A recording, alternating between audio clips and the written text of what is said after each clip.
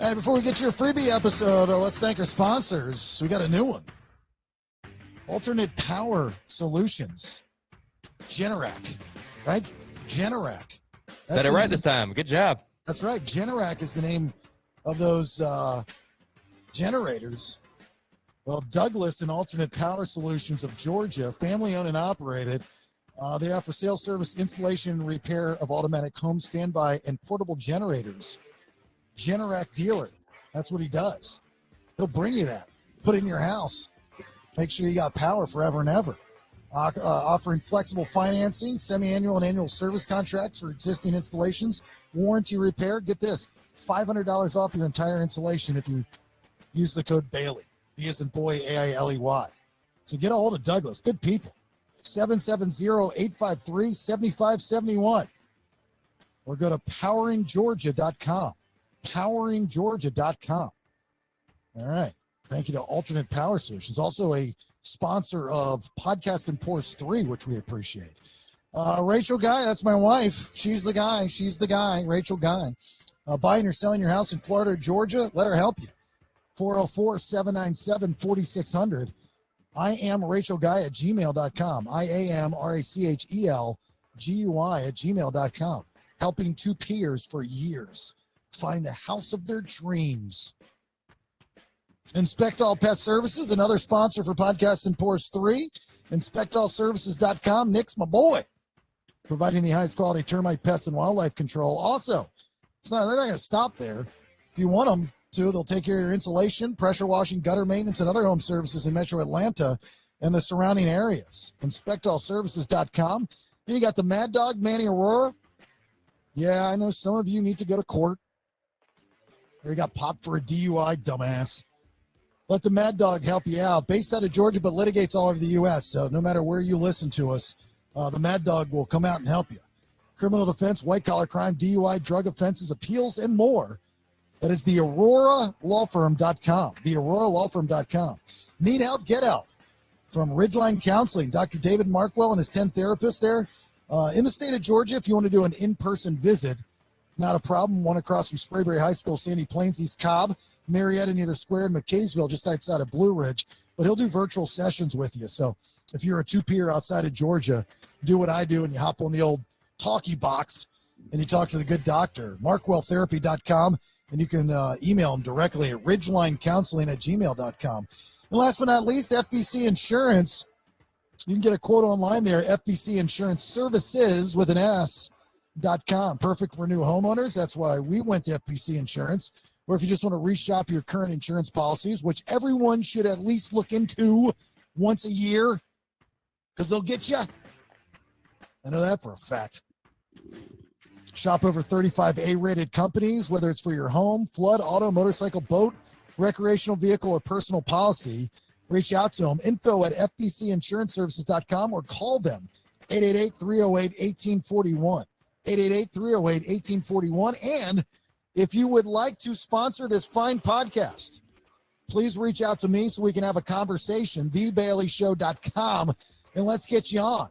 Maybe you want to get on to be a sponsor for Podcast and Pours 3, happening October 12th, Beaufort, Georgia. Tickets at thebaileyshow.com, or you just want your brand out there. Good ROI. That's return on investment. Thebaileyshow.com. All right, let's begin. What do we want to talk about? To be yourself in a world that is constantly trying to make you something else is the greatest accomplishment. Ralph Waldo Emerson. Welcome to the Bailey Show podcast, a guy show women love to listen to. Intellectually immature nonsense. That's BS. That's BS. That's BS. That's BS. Okay, then, let's do it. There it is, your Freebae episode of the BS, episode 233. Thanks for being here. My name's Jason Bailey. Right there, that is the B-Man, Branden Thrasher. Hello, B-Man. Aloha, mi amigo. And there is the iron-fisted one, Chuck Lunsford. Hello, Chuck. What's up, buddy? I got to say, I'm very impressed, and people that are only listening will never know. How do you do all that talking for all those promotions with dip in your mouth? I'm like blown away. You know, when I did radio shows, 4-hour radio shows, 5 days a week, I would go through a can of show. Branden saw this in real time. And I would dip every day at the same time. And you couldn't even tell. But there was a rule in the room that was if I had to spit, I would set you up. You know, I would pass the conversation, you know, be a professional, right? I would pass the conversation because I had to spit. So I would always ask a question to somebody, or I would pass the ball, you know, so to speak, so I could dip. I mean, so I could spit. It's an art form. I gotta tell you, it is an art form. And I would go through a can a show, literally a can a show. I mean, during the sponsors, you roll through the sponsors every time. And that's the first time I've ever seen you do it with a huge dip in your mouth and spit and not skip a beat. I'm like seriously impressed right now. You've hit that. You've hit it for me. I was thinking about that. I was like, what makes this podcast different than all the other podcasts? Is because you've got 3 of close to maybe the whitest trash people you could have out there that physically don't give a shit and dip on the. I mean, in this episode, you know, we put these episodes up on YouTube, so you get the full show. I mean, we're not trying to impress anybody. Like, I'll see other podcasts. You know, there's this guy. What's his name? He's really popular. He does interviews, and he's a really good interviewer. He's just a really talented guy. But he's in the wrestling world. His name's like Chris Van something or another. I follow him on all his social media. And he's a big deal. He's got like the #1 podcast in the wrestling world and stuff. And he does really, really good interviews, and his production is really good. You know, he's got like a 2-camera shoot, and he chops it up. I don't know. He's got people working for him. He got tons of followers, and he asks really good questions. He's really well respected in that world, in that community. And I watch his stuff. And I look at this guy, he's younger than me, I'm sure. And I look at this guy and I go, I want to be this guy. Like, he dresses nice. He's professional. You know, he's not in it for the cheap laugh. He's not dipping during his pod. I mean, he's taking his shit seriously, right? He doesn't do this type of show. It's like, it always goes back to when people ask you, like, what's your show about? I'm like, it's a guy's show that women love to listen to. What the fuck does that mean? Well, it's like a variety show. It's an entertainment show. You know, back in the day, we called it Hot Talk. You know, then it went to entertainment talk. What do you talk politics? Sometimes. I don't really want to. You guys talk sports? Sometimes. I don't really want to, unless it's a really good story. So what do you talk about? We literally talk about nothing, you know, but we try to make it good when we do talk about nothing. You know, I mean, there's a point to the podcast and the episodes, of course. It's just an entertainment show. We're just some fellas dipping and looking like trash. We don't dress up. I'm wearing my Under Armour shirt. Chuck's wearing his sleeveless shirt. Brandon's always got the same fucking hat on. You know, I'm fancy tonight. I got my collared shirt. I busted out half my bank clothes, bitches. Yeah, you look nice. You look sharp. You are a good representation of our product. How about that? Well, if you could see me below the chest, I spilled beer all over me a couple seconds ago. So just don't look any lower. Yeah. I you know, the Tuesday's episode this week, I was talking about my trip to Maryland and stuff, and I don't know if you guys have this problem. You know, I don't think it's an age thing. It might be because, you know, of my penis problem, my pee problem, where I have to squeegee because I always have extra juice that comes out after I pee. I don't know what the problem is, but I have a problem wearing khaki shorts. You know, I'll always get that one drip on it, and then you have to mask it. You know, like, if the fan doesn't dry, you don't have enough time. So then you have to mask it, and then you take water, and you as you're washing your hands, you do the, you know, They splash it.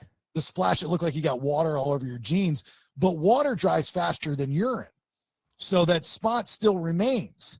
And I'm like, I'm never wearing khaki shorts again. It's either camo, jeans, you know, because it goes in the jeans, or straight black.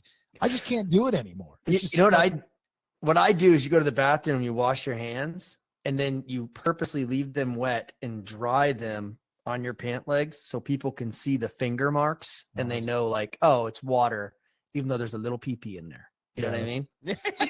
and you know, they see it, right? They just don't say anything to you.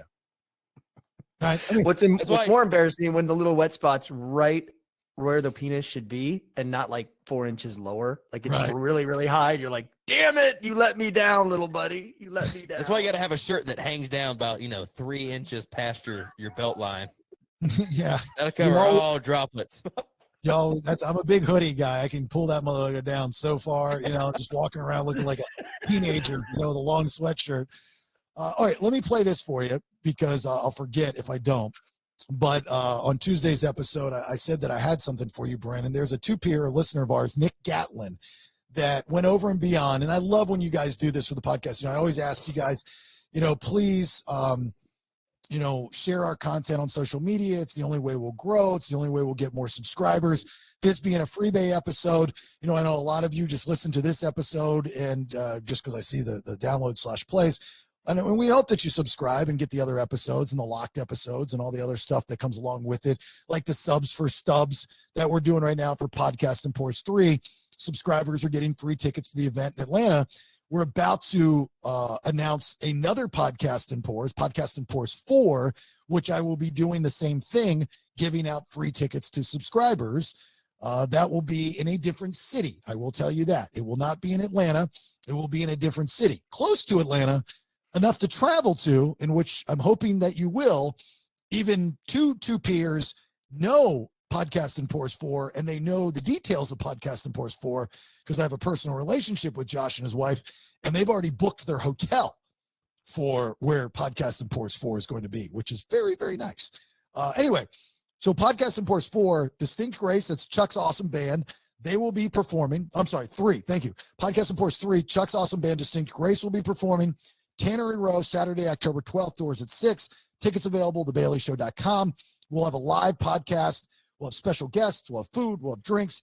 $1,000 cash and prizes, karaoke contest, all kinds of fun things going on. One of those fun things is Branden. Branden, I want you to say it. You will be doing what? I'll be performing Bradley's in a Cadillac in front of everybody for about a minute and a half. No. You are going How to long it last? No, well, not the versions I have. Oh, Jesus Christ. I have the Metallica 1 versions. I have the Tool Sober versions. I have very long versions. So it was rearranged, remixed by Tim from Distinct Grace, which I thought was very sweet of him to do. I mean, this took time. This took effort. That's when Chuck first fucked me over. Correct. Yes. And then Jason took over.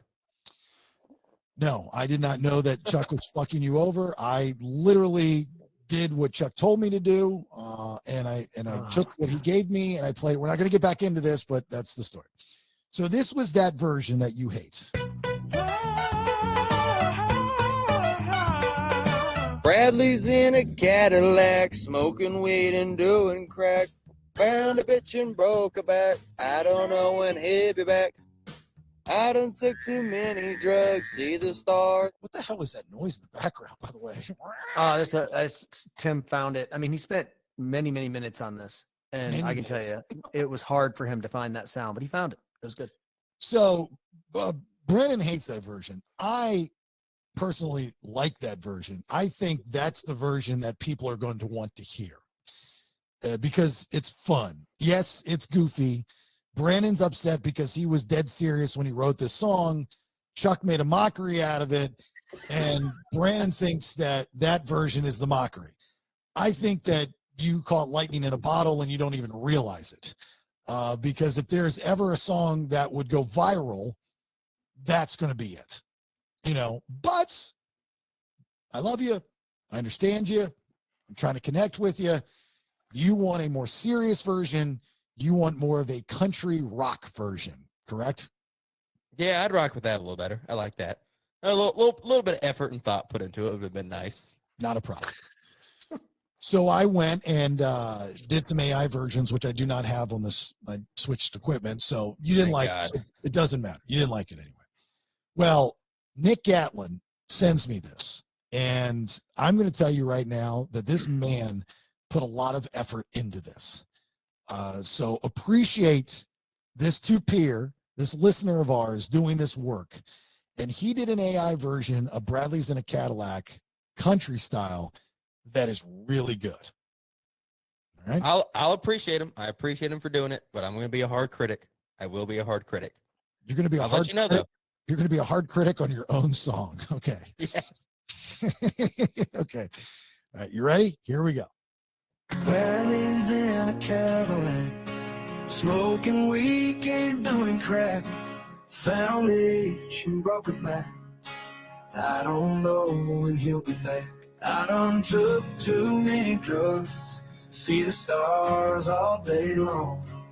Even right now while I write this song, baby girl is home alone. I'm in the club getting dome, stupid drunk, I'm walking home. See a car come my way. When it get real close, I see his face. It's Bradley in a Cadillac. Smoking weed and doing crack. Found a bitch and broke her back. I don't know when he'll be back. I done took too many drugs. See the stars all day long. Even when I write this song. Same old shit. Different city, different state. Coking when I blow my nose. I'm tired living on the road. See a girl come my way with a real pretty face and a nice song. Ask me what I'm doing. I mean, you like want to listen to the. Yeah, I'm not the whole I song. do, yeah. I'm Dude, actually it's really happy really- with the song. This is really- very close. This is very close to exactly how I imagined it. Very close.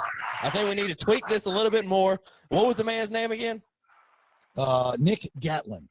Nick Gatlin, dude. You've done the best so far. We've got professional singers. We got Jason that thinks he can just type shit into the internet and get something to pop out. He's got the best version so far. I'll give it to him. Hats off. Well, I love it. I like it. We need to tweak it a little more. Chuck, this is what we got to prepare for. This is what we got to practice for when we go to the big stage.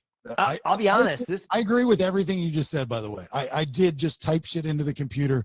I had no idea what I was doing. I'd never used AI in that realm before. So this guy crushed it. Like I'm sitting here listening to it and I'm going, holy shit, that's a real song he just put together. I mean, it's what I like is it's like two artists. Like he has one, you could have like a rap person come in and do the rap part, and then you got the singer in the country part. I mean, it's really, really well done. Can we hear a little bit more of it? Park. What? Practically Lincoln Park, you know? You got Chester and brother over there rapping. I'm hearing Mike Luke Duco. Combs.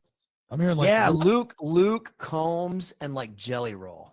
Yeah, Dude, we got to play it again. I'm excited about this one. Let's listen to it play, all the way through. Play the rest of it. I'm not playing it all the way through. I mean, the damn Just thing's one more like time. Go. 3 minutes long. All right, I'll play. Well, I'll they can play skip through it. They can skip through it. Remind me at the end, and I'll play it. Okay.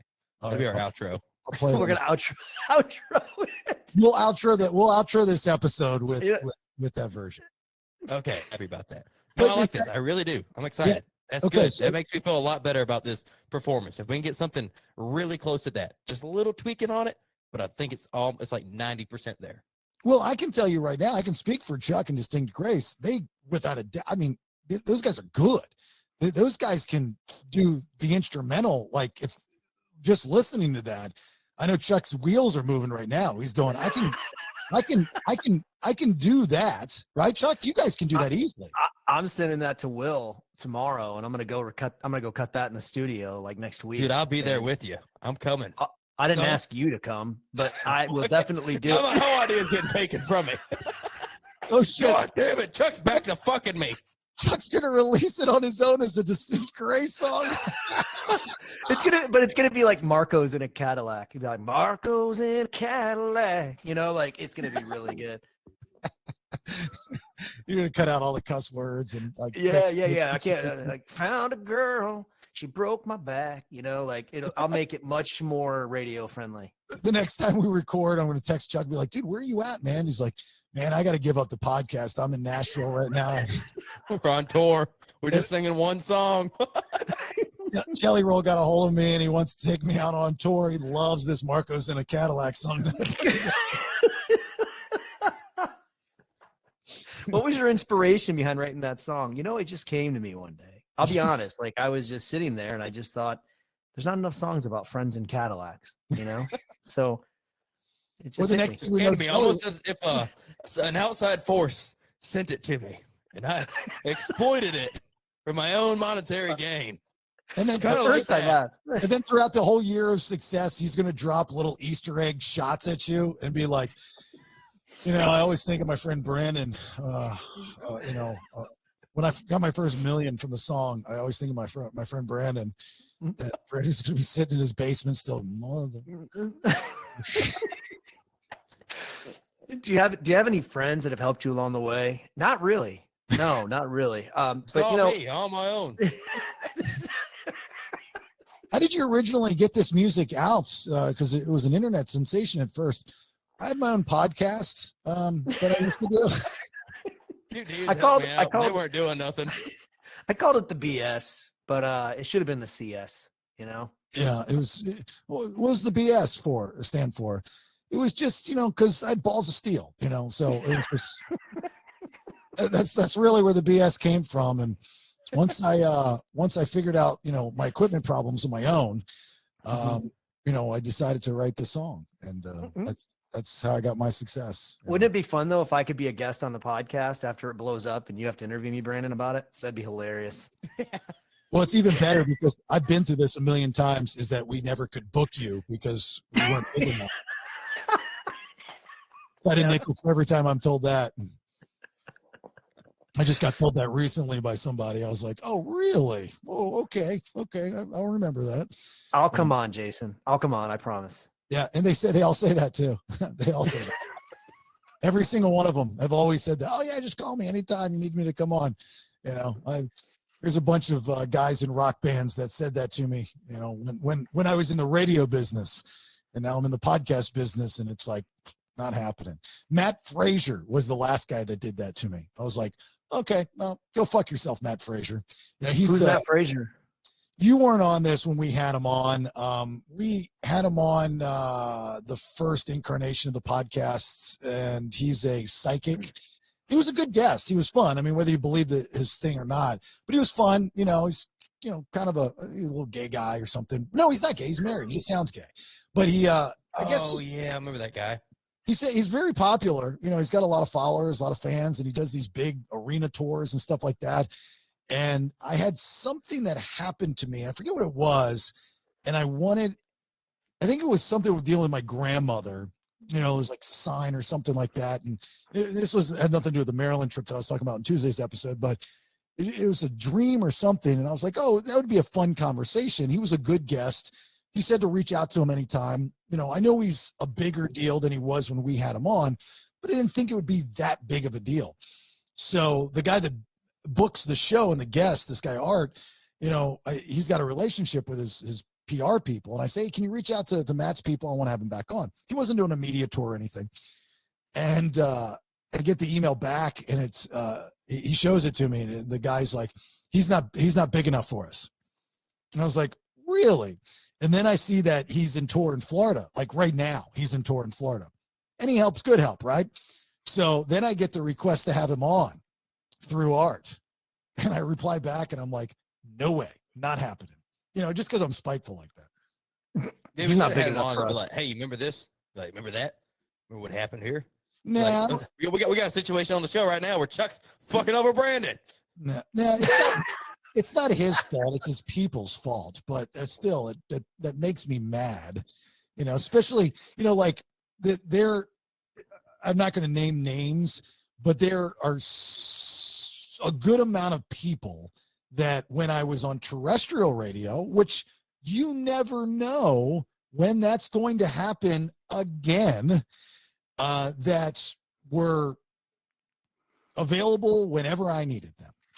Especially when they weren't as popular as they are now. Now, I understand your life gets busier, you're in more demand, you have to, your time is short. I get it. But when you needed me, as most times in the radio business, radio DJs or personalities, whatever you want to call us, we're always there for you. Like we're expected to jump when you say jump. If the program director comes and says, hey, blah, blah, blah, can do Wednesday at 4:00. I'm like, I've been up since 3 a.m. I don't want to come back here. This is when you have to go back to the radio station. Well, you need to do it. And you have to do it. And you do it because it's content for your show, right? Or it's a favor for the radio station because the radio station is playing their song, and in return, that artist is going to do, an acoustic set for salespeople or something. There's always some kind of rub that goes along with it. But when you don't have that to offer them anymore, and you're doing your own thing like I am, and you reach out to them and you don't hear anything back from them. Nothing, zero, nothing, always pisses me off. Did you see on the news, Keith Urban did a pop-up show at a Buc-ee's last Friday? I did. Yeah. I think it was in Chicago, wasn't it? Or It no? said Athens. It said Athens. I don't know if that's Athens, Georgia or Athens, Alabama. Oh, maybe it was Athens. Yeah. Okay. Yeah. I know he was doing, a buddy of mine does radio, country radio in Chicago, and they did a big thing with him at his station. So he's doing a big, media tour for something. Yeah, but Buc-ee's? Yeah, it's cool. Must be paying him, man. That's Gotta what be I'm paying him. thinking. Like, how much money? I mean, Ain't no how much way. do you think he's... Maybe not. Ain't no way it's Athens, Alabama, though. It's got to be Athens, Georgia. Yeah. You would think, but... So here's the thing is that, and I think artists now are, especially established artists, that it's not about the money really anymore. Keith Urban, not about the money. Brent from Shinedown, it's never been about the money with that guy. I can tell you that for a fact. And you'll see those guys do cool shit for their audience, their fans. There was a big concert in Blue Ridge that the weather killed their set. So they got their instruments and they literally just went out to the lawn and performed for people. Then just people gathered around, and that was it. So for Keith Urban to do that, to be honest with you, I would say that he probably didn't even get paid to do it. I think he just did it for the viral attention. How did Buc-ee's get involved then? What's that? How did Buc-ee's get involved? Buc-ee's had to been like, hey, we'll pay you to come out here and perform in our parking lot. It could have been a friend. It could have been an idea, it could have been something, I mean, you just never know. Like artists that don't need the money, but they know that they're going to, one, it's going to be fun. Two, it's going to be good for their fan base. And three, it's going to help promote whatever. Now, if Keith Urban, I'm pretty sure Keith Urban's promoting something right now. So if he wasn't promoting something right now, I doubt he would have done it. But it's something different, and to have a name like that just pop up at a Buc-ee's, it's pretty damn cool. You think if I did a live show at Jose's pawn shop, I could get a MacBook? Maybe. Oh yeah, baby. That's an idea, right? A pop-up concert singing Marco's in a Cadillac at the pawn shop. Well, I can tell you right now, Jose's listening and he's nodding his head. Yeah, I think I can work something out. You could do it. You could do it. You could do it in front of the street there. Shut the street down. They have the flaggers out there. They like slow and stop. You could be in the lane that shut down as people are going by, and they're like, "Oh hell yeah!" They're flipping me off the whole time, like dick. Yeah, but they're paying attention. They're looking at me like, "Put that dude in the Cadillac." Damn protesters. All right, well, I'll reach out to him. I think we can work out a deal. Free concert in front of the pawn shop, Stockbridge, Georgia, sometime early September. I always loved that stuff. I worked with a guy when I started my career at the Top 40 station. His name is Hyla. And he always, like, his go-to idea was to randomly broadcast from the corner of a street. Just randomly broadcast from the corner of a street. I was like, why? And he was like, because it's cool. It would be different. It's kind of like U2 on the building, the Beatles on the building, that kind of thing. And, he's kind of right, so eventually I took that concept and I broadcast it from a listener's house. I was like, that's kind of cool. You know what I mean? So those kinds of things are fun. And I think they're neat, especially when artists do that. Back in the day, what was the pop-up cool thing for artists to do was to go to a record shop. Now, the record shop is selling their record. You go to the record shop to see said artist, you buy their album. It makes sense. Were they getting paid for it? I doubt it. I remember there used to be a record store when Downtown Disney first opened, and it was like a Tower Records or a Capitol, like one of the old school big record shops. And Shinedown performed there, when they first started in their first album. And I went out there and hosted that, and it was cool. And every once in a while, I'll see that video circulate on the internet.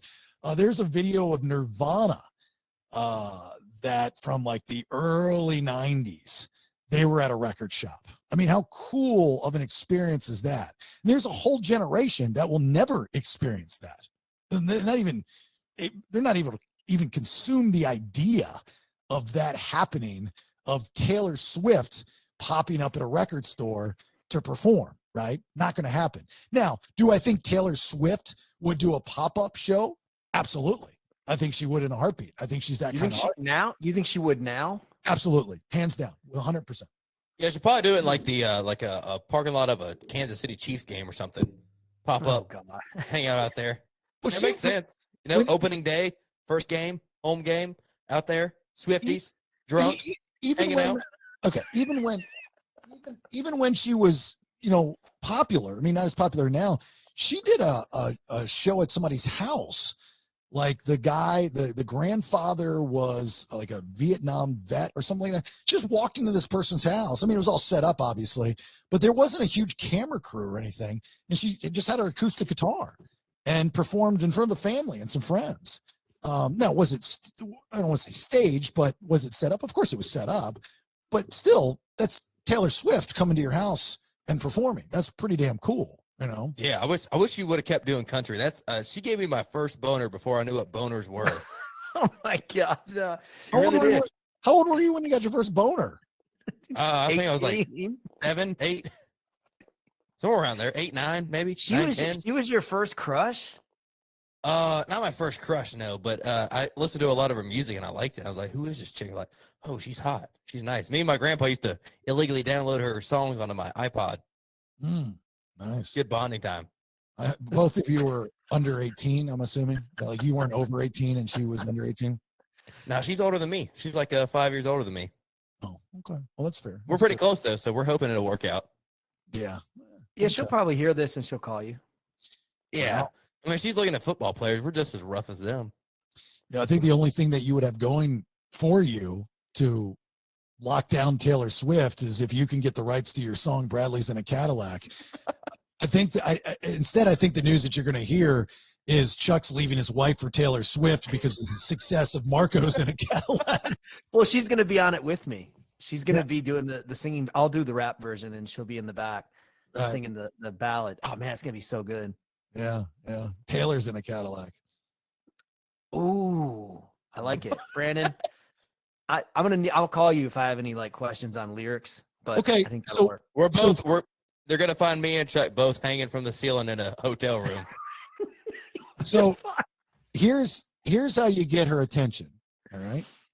So at Podcast Imports 3, you're doing Bradley's in a Cadillac. Come up with a second song. Devoting your love to Taylor Swift. See if it goes viral. Yeah, I haven't seen many of them out there. I'm sure they're out there. But see if he does it live and it's good sound quality, dude, that thing will spread like wildfire. It'd be like, yeah, we do. And just call it Taylor Swift. Bradley's in a Cadillac and Taylor Swift's in my booty crack. Not the. Just let her know I'm trying to go with it. Yeah, I just seems like kind of a classy girl. I don't know if you want to go there. I don't know. Travis is pretty rough, man. He drinks and parties, goes crazy. He's rich. See, that's the one part I'm missing. He's rich. We live about the same lifestyle. He just has a little more money to do a little more fun stuff. He's also arguably the best tight end to ever play in the NFL. Nah, he's behind Gronkowski, but he's trying to get there. No. Yes. No. What? No. Oh, y'all are retarded. And he's like 6'4". I'm gonna say I don't think he's built like a tight. Like he's not muscular, but he's built well. Yeah. I'm not gonna say you're not built great, but you're not necessarily built to be an NFL player, which I think she's into. She wants a tall guy. Travis Kelce is built like an athlete. Branden is a thief. But if you look at like who she's dated, she's like all the bad guys in her life are athletes, So this one's just got to go downhill. Well, her songs are about them. She dated a lot of singers, right? Like she dated. Who's the guy that she dated that broke her heart? Well, John Mayer. Like Harry Styles, right? And and the Twilight guy and those types of dudes. Well, she's got to come back to the music side eventually. I'll be established by then. Their relationship won't go too well. Break up. He'll probably tear his ACL, be out of NFL and out of the spotlight. She won't want him. And then here's Brandon Thrasher coming up on the billboards. Rallies in a Cadillac, fighting off a lawsuit against Chuck Lutsford and fucking St. Grace. Why don't you try to find someone that's single and not like she's going to be engaged by the time any of that happens? So why don't you know find celebrity marriages? They go downhill quick. They don't Yeah, stay together. find an up and coming artist? You know, find a nice young. Jesse lady. Murph. Oh, there you go. Whoever that is, Jesse Murph. There you go. Chuck Is that a knows. girl? Yes, you fucker. I don't know. Jesse's a boy's name unless you're. No, she's Jesse hot. She did a song with girl. Kill followers. What's the Pull a picture song? up. How's the song go? Oh, they got the high road song together. No, how's it go? Sing it. Oh, maybe I'm gonna take the high road. Maybe get stuck. Take a little too much than terrible. Yeah, that's how it goes. Yeah, Pretty let's good. go Like for go for Murph Dog. Go for the Jesse. Yeah, yeah. Yeah, stick. I gotta look her up. Mhm. Type her in the. You'll see.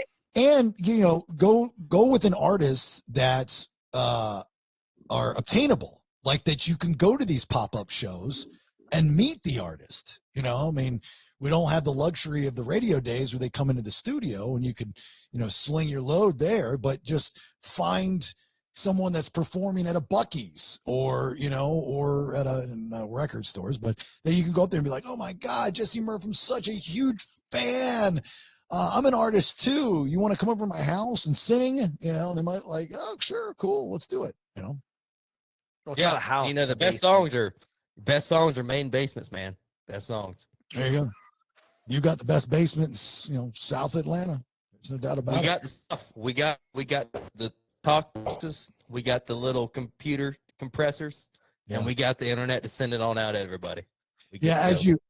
as you come in and out as you talk because your internet is chirping. You've really sold your equipment is strong. Dude, that was the Well, best non-staged moment I've ever. Like when you're like, man, we got the internet. Please make mute. There's no We also don't use shit ass programs like Boomcaster or Boomhauer, whatever the fuck we're using. right. It's always something else. It has nothing to do with your basement internet. And you know that I'm seeing one bar. Even Chuck's got 3 bars. I've never had a problem, you know. So we know what Chuck's problem is, and he's not blaming any of his downfalls in life on his shitty laptop. Yes, he is. That's what we said earlier. He's like, I'm gonna get a laptop up a concert for Jose's shop. I'm not doing. First off, nobody can understand you. Right. Second, I'm not doing a free concert in the pawn shop. I'm on top of the pawn shop. I'm gonna do it on the roof, No, no. which is way more respectable for a band to do.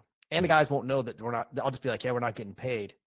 But in all reality, I'm getting. Well, have we ever done a concert on a roof though? Isn't that cool, dude? Experience is what we're getting. It's kind of cool. I'm not kidding. You guys think I'm kidding? I'm going down there tomorrow. Me and Jose are working this thing out. This is actually the greatest idea Jason's ever had. We got to get strippers up there. And what's funny about it is Chuck's going to tell the band, "Hey guys, we're not getting paid," and they're going to go, Yeah. "So what else is new?" We Oh, so get how a far are we girl driving? laptop. How far are we driving for this gig we're not getting paid for? I'm like 2 hours. They're like, oh, that's not bad. The deal you have to broker is that you have to share the laptop every month. You know, like Tim, you It's like a get it, timeshare before a laptop. right. Everybody gets to share. Good the- idea, guys. No porn though. No porn. Well, so We'll get anyway, the laptop then. good luck with your searching for Jesse Murph. You know, she sounds like a wonderful person. Can't believe you ain't heard of her. Ask your daughter. She knows. No, I'm sure I've heard her. I'm sure I've seen her. I just My daughter or his daughter? Not your daughter. Your daughter. Come on, my equipment's awesome, guys. Look at all the pixelate. You know, those that are watching on the Bailey Show YouTube channel. Look how awesome this Jesse Murph's gonna work with a bunch of boxes, looking like Cubert. He looks like Unsolved Mysteries when they do like the blurred out face, and you can see like the hat. It's like an Atlanta Braves hat. The guy's face is completely blurred out, and then their voice is kind of distorted. That's what you look like, Brandon. It's What's so funny. great about this is his hard sell was his equipment, and it's not working when he's doing the hard sell. I think it's deep for him. There That's he what I'm is staying again. with. Stop. You're The Max platform Headroom. shit. How is it bad? What does it sound like?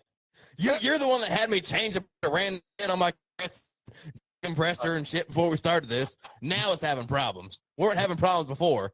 Everybody wants to blame me. It's always my fault somehow. It's always my You're fault. like, change your compressor. Go on YouTube. Ask the Indian guys how to do it. Just tell you. You're not going to understand them.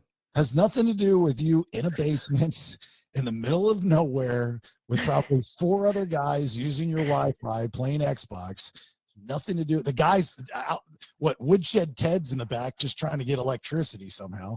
He's probably spliced your internet, so I'm sure you guys have probably spliced something out to Woodshed Ted. Is he coming to Podcast and Pours 3? People have been asking about him on the internet. They want to meet him. I don't know. I might be able to trick him into it. I don't know if this guy exists. He's very protective of this guy. Chuck, have you noticed that? He's like the Unabomber. It's like he's wanted or something. I don't know. Something weird's about it. Something He just weird. wants to be alone. It's probably we leave him alone. That's what I'm saying. That's weird. Real weird. Really weird.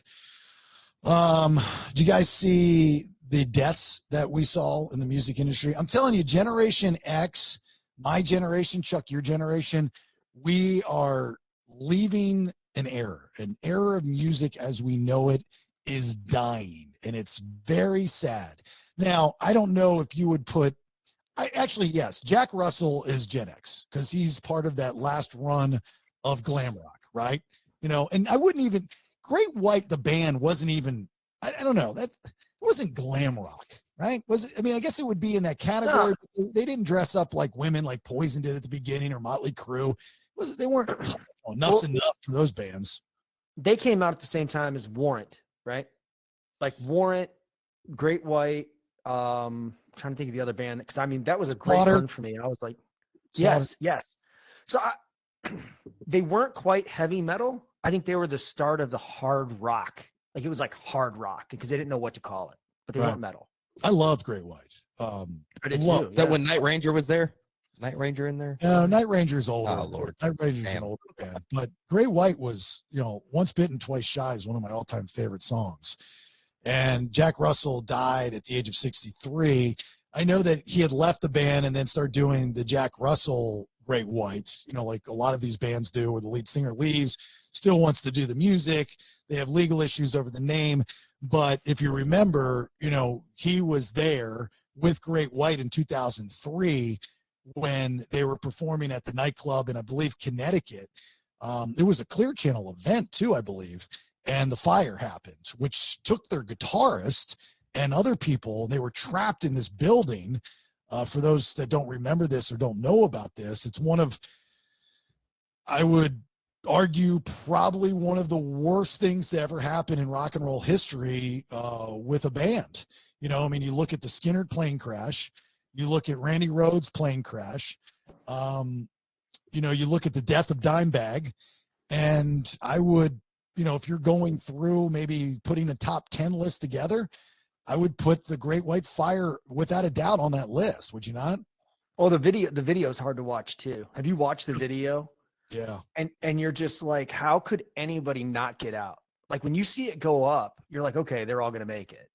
And then all of a sudden that fire spread like insane. And I mean, how many people died in that? It was quite a few, right? Yeah, I think it was like 100 or so, wasn't it? I don't know. It was a large number to the point where you're like, there's no way that really happened and that many people passed. Yeah, but they used pyro in this small nightclub. I mean, dumb. And there was only one exit, I guess. And that was through the front door. And you had this mad rush of people going through the front door, and it just became a traffic jam, and it got clogged up, and people were walking over each other. And, that single file, let's meet out at the flagpole. Everybody forgot that rule. And so they were trapped. I mean, they were literally trapped in this building, burned alive. I mean, it's horrible, absolutely horrible story in rock history. I know that Jack Russell was very close to Janie Lane of Warrant, and Janie Lane died because of his demons, that caught up with him. And so, I read somewhere that Jack Russell got clean because of Janie Lane's death. He's like, it's time for me to get clean. So what did he die of? I think he got, was it, because he retired from touring just like a month ago. And I knew you were going to ask that. I read it earlier. Jack Russell. I saw the headline that he had passed away. Was it? Yeah, it was Lewy body dementia and multiple system atrophia. That's what Robin Williams had, right? Right, correct. Yeah. So he had I think he hung himself. He did. Robin Williams did, and you're still internet's all over the place. But so No, I'm assuming, I don't know. I mean, probably by the time this is out, there's more details on it. But if he, when you see an artist and say, hey, look, I'm not going to tour anymore. I'm done. There's something, I've been diagnosed. It's gotten to a point where it's taken over your body and there's nothing you can do. Well, I mean, the guy, and he was 63 years old. That's young, really young. Mm-hmm. There's nothing, I don't think, I'm not a doctor, but there's nothing that you can attribute that you've done to this disease. I mean, this is just God saying it's time, let's go.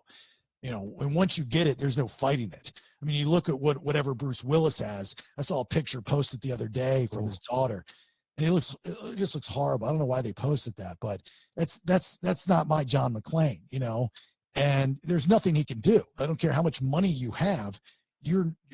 Magic Johnson's the only one that can fight the impossible. Don't know how he's done it, but he has done it, and He cured it. He cured it. I wish he would share it with the other people that are, suffering from AIDS and HIV, right?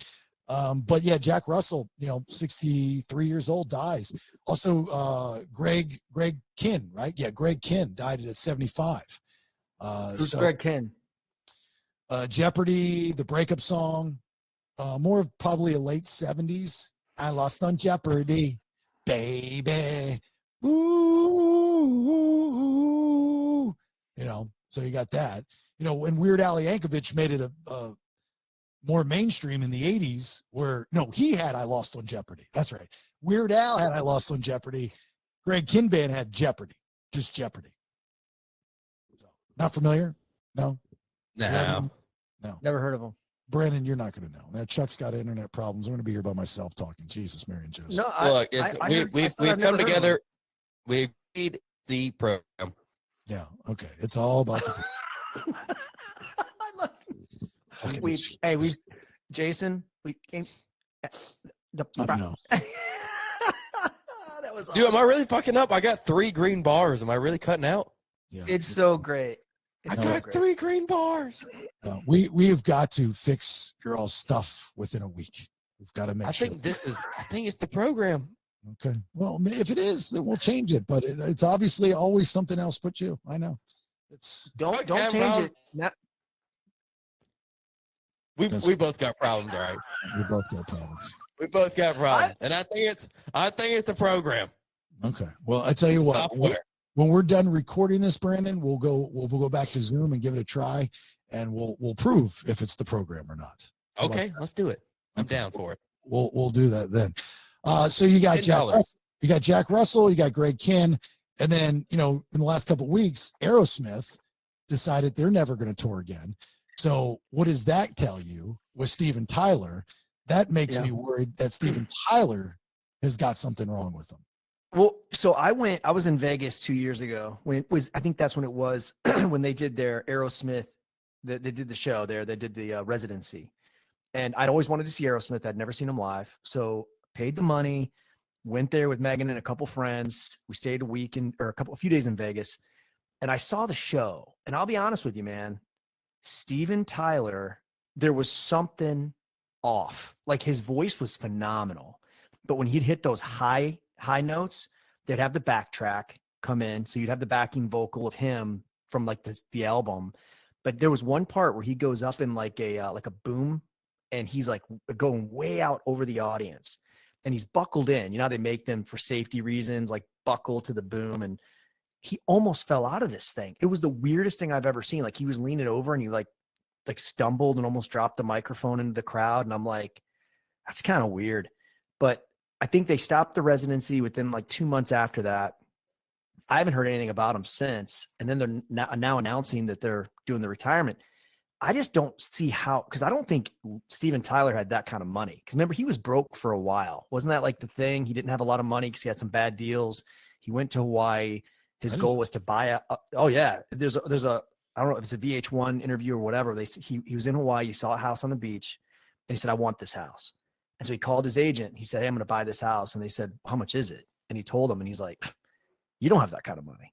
Really? And this was like when he was like 50, 60 years old. And he's like, "Wait, what?" So that's when he did the American Idol thing.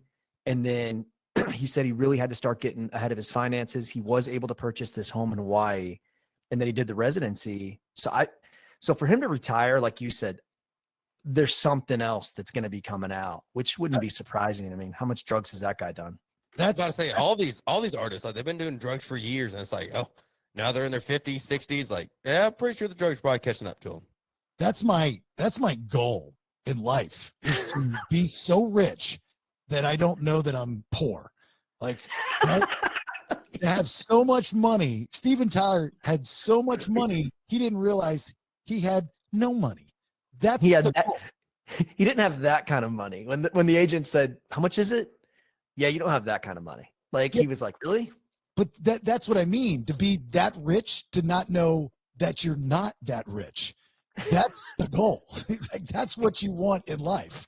You know, I wish that I had that problem. I wish that I were Jeff Bezos that got bored, and the stuff that guy spends money on is ridiculous. I wish that I had that type of money, you know? So when you go to Hawaii and you say, "Hey, I want to buy this oceanfront property in Maui," and your agent goes, "You know, Jason, you ever heard of Molokai? Great island, not Maui. You can't afford Maui. You can afford Molokai, but not Maui." You're like, "Oh, okay, cool." I'm at the place where I know how much money I have, that I decided not to buy the $100 sweatshirt. That's not the level I want to be at. At Alabama? Yeah, at Alabama. I want to be at the level where I have so much money where I go to pay for the sweatshirt. They say, "You can't afford it." Like, I don't want to know that I can't afford it. That's where I want to be at. So you want to be like Branden? Yeah, man. Keep swiping until it says no more. Keep swiping until that silver strip is bald. How many Christmas gifts do you buy every year? Till the card tells me I can't buy anymore, man. It lets me know. It's a fail-safe, man. Can't ever spend more than I have. For Christmas, you just put the card declined receipt in the envelope, and you're like, "Sorry, man. Sorry." You can see I right tried, there. Mama. All I could get with the card. You want to know how Branden knows he doesn't have any money to spend? Is when he calls his dad and asks how much he deposited this week.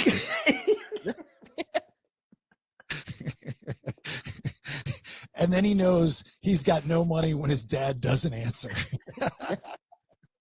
Dad, you remember back in the he used to give me some money every week? You think we can start doing that again? Your dad doesn't give you any money? No, hell no. He doesn't help you out at all. No, I mean, if I need it, probably ask. He'd probably give me some. Branden goes and Doing steals. okay. I'm not that poor. I'm not that poor. Branden will sneak in when his dad's passed out drunk and take a 20 from his wallet. Just like the good old days, you know. So what would you say, Chuck, is the end of a generational era? So like for us as Gen Xers, you know, like this bothers me. Like this makes me feel old. This makes me sad when I see guys like Jack Russell die.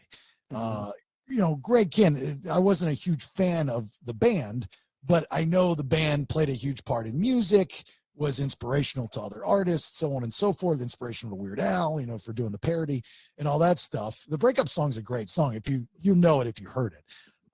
It's a long title. It's like Breakup Song. This is the song I wrote. You know, obviously we can't play it because, you know, the podcast word, you can't play the music. But what have you seen that changed, or someone died that you're like, there's a whole generation that won't get to experience that? There was two things for me. One, and I know I don't, the political thing, for some reason, Ronald Reagan was such a fixture, right? And I'll always associate the 80s with Ronald Reagan and remembering that person, because I still to this day, I don't care if you're conservative, liberal, Ronald Reagan was a great president. The second thing is, and I just looked at this the other day, it blew my mind, going to musicians, Michael Jackson's death. When you look at how long ago that was, That is unbelievable that somebody was that larger than life.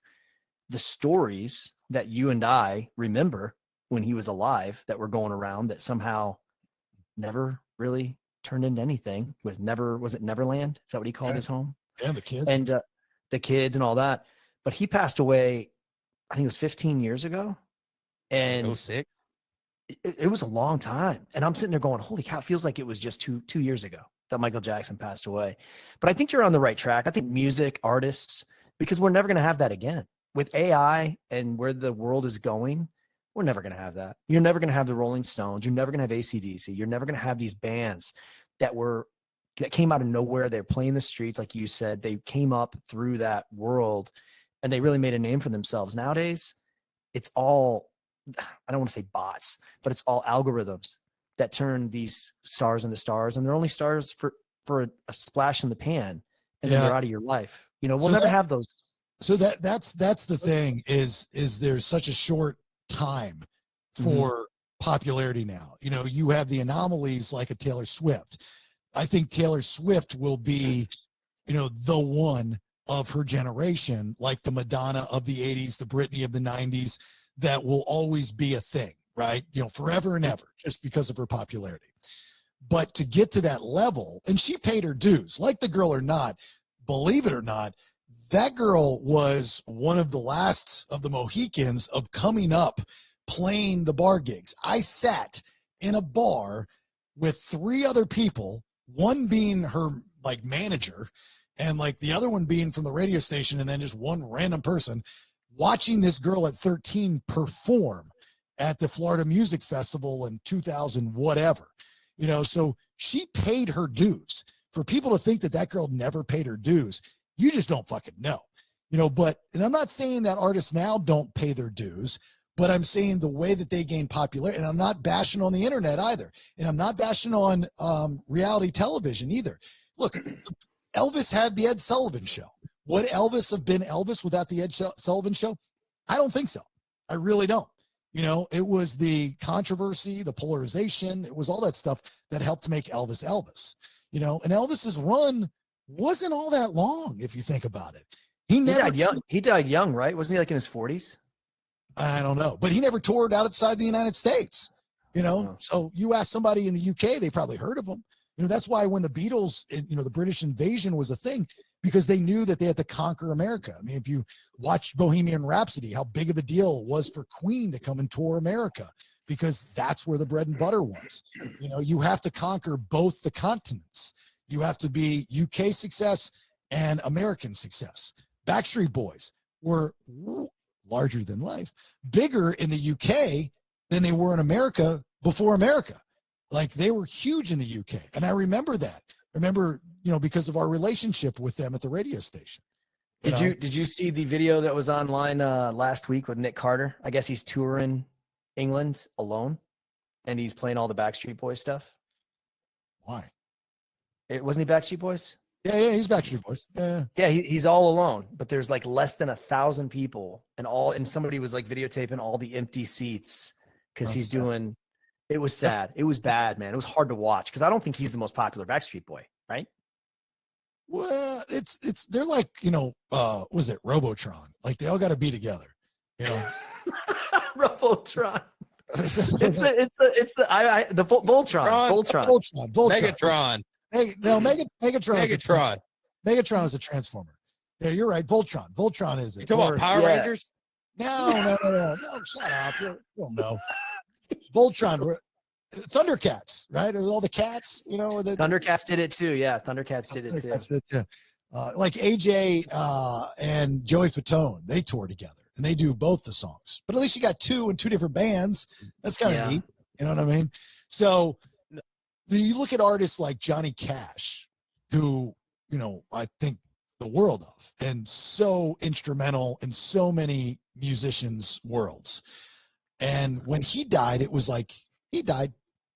Like, to me, Johnny Cash, at least to me, would be on the same level as Michael Jackson, at least for a certain genre. Johnny Cash toured with Jerry Lee Lewis and Elvis Presley and, all those guys. You know, they get in the Cadillac and they go town to town and do their thing. That was old school. You know what I mean? So when I see these artists die, a piece of me dies because this is my childhood. This is, you know, if you're Gen X or your childhood. And then you look at the next generation, Gen Y, which would be Branden, if I could ever talk to him, and ask him, you know, like for Generation Y, who would be the death in the music genre that would be the end of an era, you know, for Generation Y. That would be you, Branden. Yeah, that's I think it'd be Drake. Honestly, he's the most he's the most streamed artist ever consistently on Spotify. Yeah, why are you laughing? Why are you You're breathing. You're breathing so hard. You literally just got up to get a beer. And you want to date Taylor Swift, and you think you're more athletic than Travis Kelce. Dude, I was running. Wait, you see how fast I got that beer? Drake, man. When he sat down, he plopped down like the fattest person I've ever seen ever. He's like, Yeah, I got my exercise in. I ran up, but no, Drew, he's way more memorable than I think Taylor Swift because they came up about the same time. But rap was taking over at the time, and Lil Wayne set Drake and Nicki Minaj up to become the next rappers while he went to prison. And what happened? Drake became the biggest musician artist ever alive, ever. I'll stand on that claim right there. Drake, is he still making music? He's the most listened to person on Spotify ever, consistently. More than us? We're on Spotify. Oh, yeah. Spotify is the #1 listening platform, and he has the most listeners out of anybody. I think you can't argue, Branden. I think, and to Jason's, I think Taylor Swift is going to be the one now, right? Wait, we want to look it up right now. Who has more people listen to him on Spotify? No, that's not the question. That's not the question. It's if they were to die, the end of an era. You know, Drake is extremely popular. I'm not going to argue that point, but Taylor Swift is more mainstream popular than Drake. Drake's not selling out Wembley Stadium 2 nights, 3 nights in a row, the O2. You know, he sells out, but he's not as mainstream popular as Taylor Swift, is what we're saying. I don't know. I think he is. Why would you say he's not just as mainstream popular as Taylor Swift? It's like, because he's not. I mean, like, you know, you were to ask the average person, a person that's not a fan of Drake or not a fan of Taylor Swift, okay? They don't have any of their music. They don't listen to any of their music. They don't know anything. They're going to know that Taylor Swift is dating Travis Kelce, mainstream because of the NFL, right? Because it's all over everywhere. It's unavoidable. You know, you're going to see it. They're not going to know that Drake started as a young actor on that television show. So, and you're going to say, hold on, I'm answering your question. And then you're going to say, well, I'm going to sing you a song or play you a song or give you lyrics to a song. If you were to give the average person that's neither a fan of, not a fan of either one of them, lyrics to Shake It Off or a Taylor Swift song or a Drake song, they're going to know that that's a Taylor Swift song over a Drake song. The average person that's not a fan, and that's who I'm talking about, is like when you say it's, you know, when I was giving examples of Jack Russell, who you don't know, and Great White, and Greg Kinn, who you don't know, they're definitely not mainstream and they're not household names. I was saying for me personally, because I'm a fan of their music and that music. But if you step outside your bubble and go, okay, mainstream, you know, Michael Jackson, you might not have been a fan of his style of music, but he was unavoidable. You know, Elvis Presley, unavoidable. Mainstream. There were other artists at the time, Michael Jackson at the time, that were probably selling more albums or songs or whatever than he was at some point. But they still would never get to the level of Michael Jackson. That's my point. That's mainstream. Yeah, I mean, you had the whole Kendrick and Drake beef going on, you know, a couple weeks ago that lasted probably a month and a half. Nobody that was all over the internet. It was mainstream. Everyone's talking about it across the board. People, 40-year-old, 50-year-olds, they don't care because they're not who they're catering to. They're catering to the younger people. If you go to downtown Atlanta right now, you play them God's Plan and Shake It Off. Who are they going to know who's playing? They're going to know probably God's Plan. That's not a fair question. It's a loaded question. You lost me at downtown Atlanta. Okay, well, go to a private school. Who are they going to vote for there? They going to vote for probably Taylor Swift. It just depends where you're asking this question. Again, that's a loaded question. Yes, you are correct. It would be Taylor Swift. That's my point, is you step outside of the P1 bubble and you go to the P2, P3, the person that doesn't know. You know, the mainstream world is not going to know that Drake and, I didn't know, Kendrick Lamar had a beef, nor are they going to care. But would the mainstream world know that Taylor Swift and Travis Kelce are smashing? Yes, they will. Yeah, they probably know that, but at the same time, is it coming down to a music thing? Are you talking about her as a person or her as her music? No, I'm not. That's the whole point of this conversation, is a mainstream status of just a brand. The Taylor Swift brand on a mainstream level is bigger than a Drake brand on a mainstream level. I'm not saying the guy isn't huge with his fans and probably even outside of his fan base. You know, like there's a song or two that somebody likes that is gonna go to a show. But Taylor Swift's at a totally different level. You know, it's like, you know, again, she would be, as Chuck and I were saying, the Britney of the 90s, the Madonna of the 80s, I don't know, the 70s, the Pat Benatar, maybe the Joan Jett, you know, of the 70s. I don't even know that's a fair assessment. But, you know, it wasn't much bigger than those. They were mainstream. They were all over the place. What are you basing it on? Just like seeing, you know, their numbers on the billboard, their listening numbers, or people talking about them in the news, or just a casual conversation? Like, how are we comparing these people? The biggest thing is, Branden, is if you go across the world, who do you think more people are going to associate the name with the artist? Drake or Taylor Swift worldwide? Who do you think has got more of a following and more of a fan base in the world? Well, if I'm talking to a chick, it's probably Taylor Swift. If I'm talking to a dude, it's probably Drake. By name, I swear to God, y'all don't listen to Drake. I mean, y'all hear Taylor Swift songs because it bleeds out into pop radio, and your daughters love them. But at the same time, as us, your people as a whole, who are we listening to? And I think it's a pretty close race between Drake and Taylor Swift, honestly.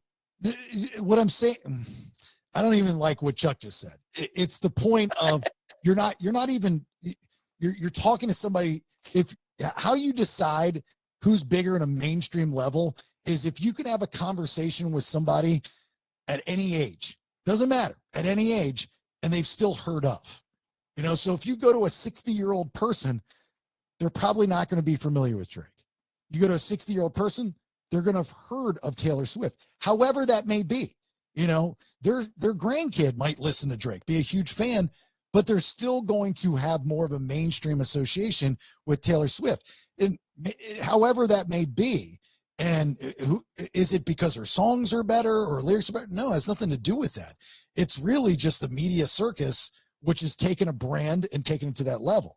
You know, I mean, you have artists, rock bands, you know, as a rock guy, if you were to say to me, Jason, would you rather go see Falling in Reverse or Taylor Swift? I would say Falling in Reverse. Is Falling in Reverse a bigger band than Taylor Swift? No, absolutely not. They're a big band. You probably have no idea who they are. They're getting ready. I love their song. Yeah. Okay. They're getting ready to sell out, or they just sold out Wembley Stadium. That's a big to do, right? You know, they're having huge success right now. How long that'll last, who knows? They're probably one of the biggest rock bands right now that are out there. But that's just my personal preference. I don't hate Taylor Swift, but if you were to say to somebody, Taylor Swift or Falling in Reverse, Taylor Swift, you know. Beyonce is another one you could throw out there. You know, Beyonce, it's like the Britney and Christina of the 90s. It's the Beyonce, Taylor Swift of the 2000s. You know, those two would go back and forth. And Taylor Swift was smart. You know, Beyonce, I think, you know, because she had kids, and she's like, I don't need this shit. And I've got all the money I need. You know, I don't need to continue to be out there. If Beyonce were to continue to put herself out there, it'd be different. But she didn't. Taylor Swift did. I mean, that girl nonstop. Like, I'm surprised there hasn't been an overdose reaction to Taylor Swift, which really surprised, right? You know, like it's too much, you know, but it is too much, man. I mean, it's too much, but the problem is it just keeps being force fed in everything that we do throughout our daily. That's why the NFL, man, that was a coveted place for men. And they just pushed it. And you saw it immediately when she started showing up to the games, and the camera would always go to Taylor Swift. And you're like, I see what's going on. I see it. That's where you're missing it. The NFL is not catering to men. Yeah. And you know why? Yeah. Do you know why? To expand the audience? No, has very, very little to do, believe it or not, with the broadcast money. Guys are going to watch football. There's no doubt about it. They're not going anywhere. I mean, they did for a little bit during the kneeling era, right? I think, but the NFL caters to women, and watch this upcoming football season. They cater to women because the post-concussion era has taken kids out of youth football. And the one that makes that call in the household is the mother. The mother has to greenlight their child to play youth football. So if kids aren't playing football in Pop Warner, in high school, into college, the NFL has got 0 players, eventually. That is the mother's call, not the father's call. So that's why they cater to women, because they want it to be women friendly. So mothers will want their boys to play football. So you go back to a bigger problem. Yes. So Taylor Swift essentially is responsible for all concussions in high school. I like it. Well, I don't know if I said that, but I can tell you this right now. When Travis Kelce started dating Taylor Swift, the NFL salivated. They were like, this could not be a better gift to the NFL right now, is to have young girls watch the NFL, and for young girls and mothers to just watch a game, to see Taylor Swift, to see what it's all about. If you go back, now I don't know this for a fact. I just thought about this. If I were to guess, if you were to go back and watch those broadcasts of those Kansas City Chiefs games where Taylor Swift was in attendance, I wouldn't doubt that the commentary was different. I wouldn't doubt if they told whoever was doing the play-by-play and the color to use certain buzzwords that were women friendly. Wouldn't doubt it, because that would be smart. That play was fabulous. It was a beautiful play. Designed great. Oh my God, did you see his nails? I wouldn't doubt either. And I don't know this for a fact. I wouldn't doubt if they got certain advertisers at that time that were, doing their commercials during those games. It's all subliminal, man. It's a big mind-f. They let them do the design your own cleats thing. I do know this last season, and I don't remember what game it was. Now you got me curious, where a couple of the players had tribute cleats to their mother who they'd lost to like breast cancer or whatever. And they made a huge deal of those cleats. Now I'm curious, were they Chiefs players during those games, dude? That's crazy. All right. I got to think about it. I got to look at it. But I'm not beating up on it at all. I think it's brilliant. It's strategic, because that's the reason.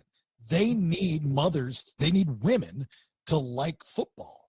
That's the whole thing with soccer. Soccer has taken over, and everybody, like, I think soccer to me in the United States is like record stores, for younger people. Younger people like records because it's trendy. They don't really like to listen to records and go through the ritual of putting the record on the record player and the needle on the record and listening to the pop and the fizz that makes that music so cool and the album so cool. They don't have any appreciation for that. They like it because it's trendy and they can do a TikTok and tell their friends what they're doing. You know what I mean? So it's kind of the same thing of it just being trendy. And I don't know. That's my 2 cents, at least. Well, if they get married and have kids, it's not trendy no mo. What? Taylor Swift? Yeah, man.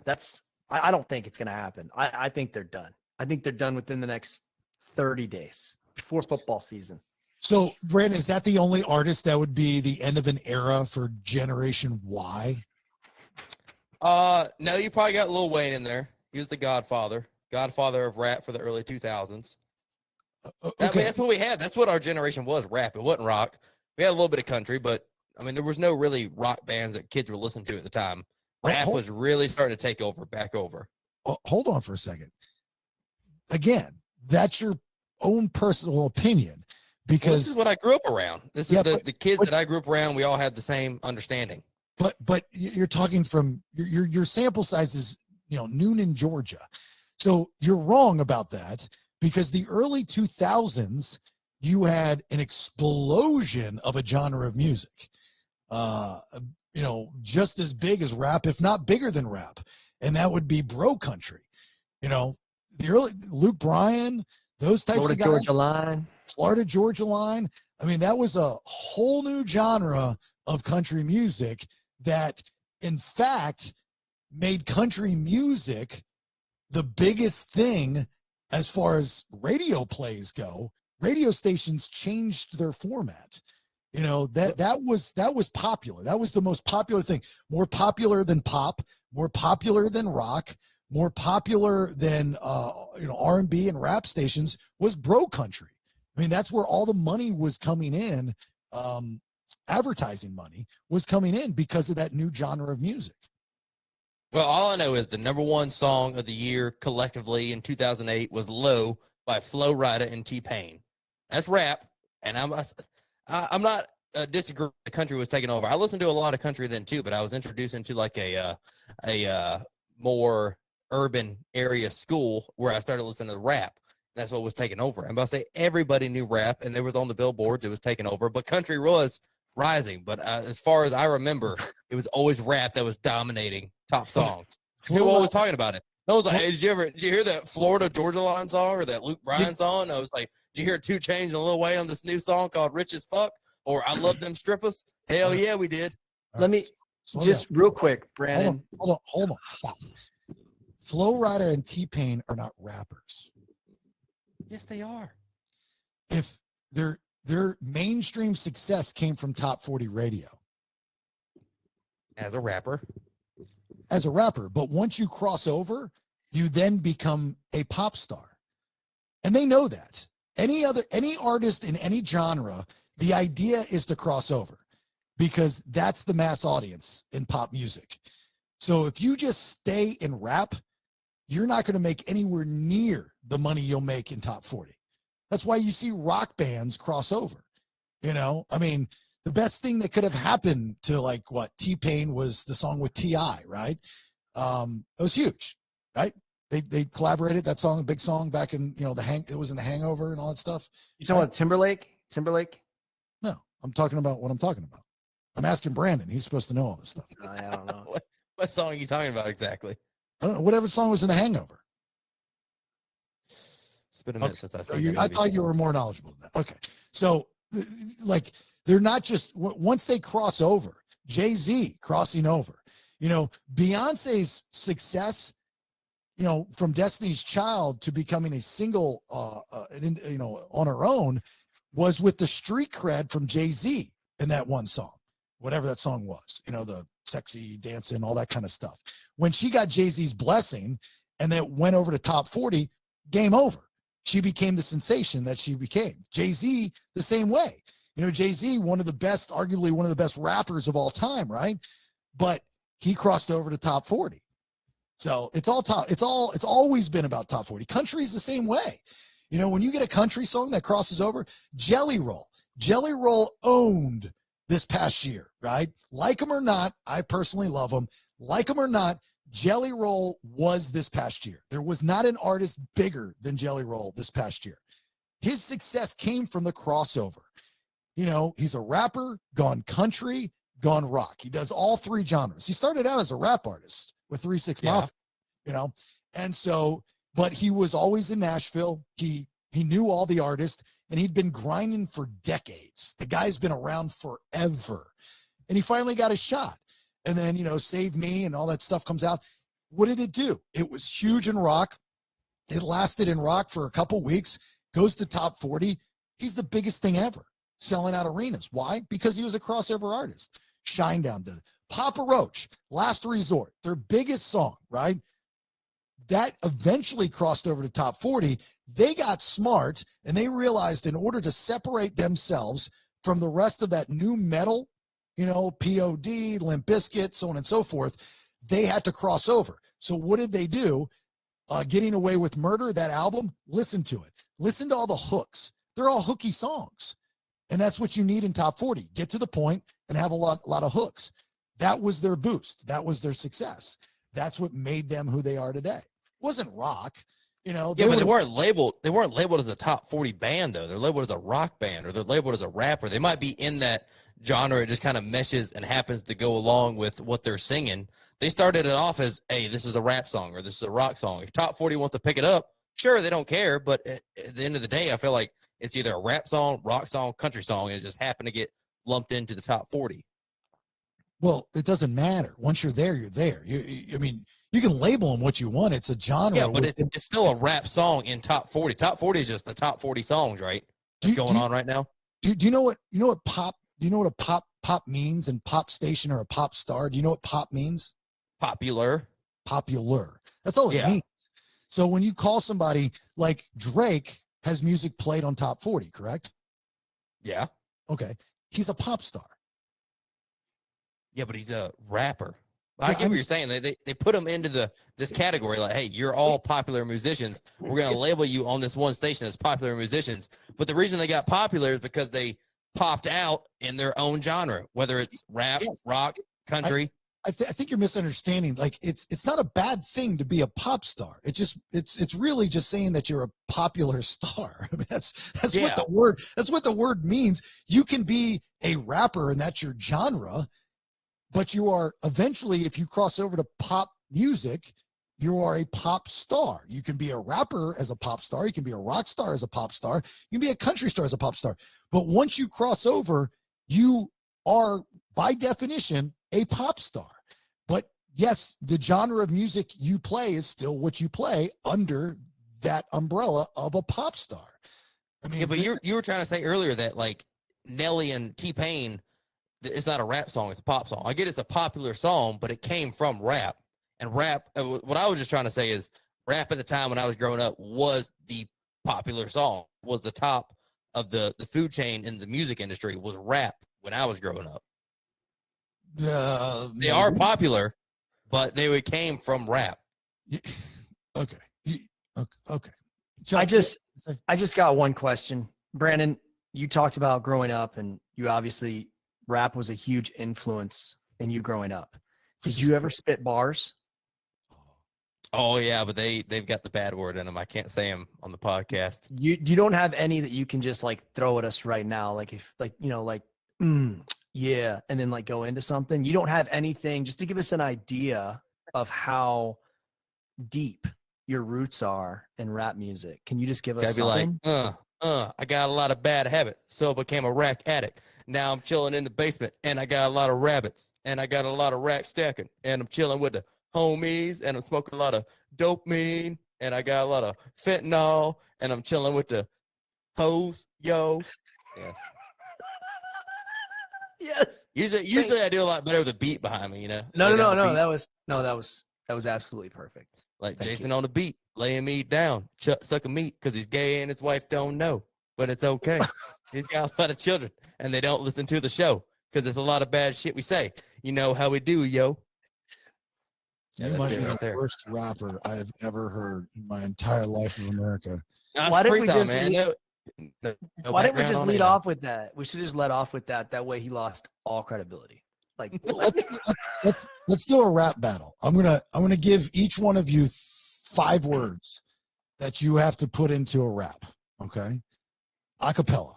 All right, Branden, you're first.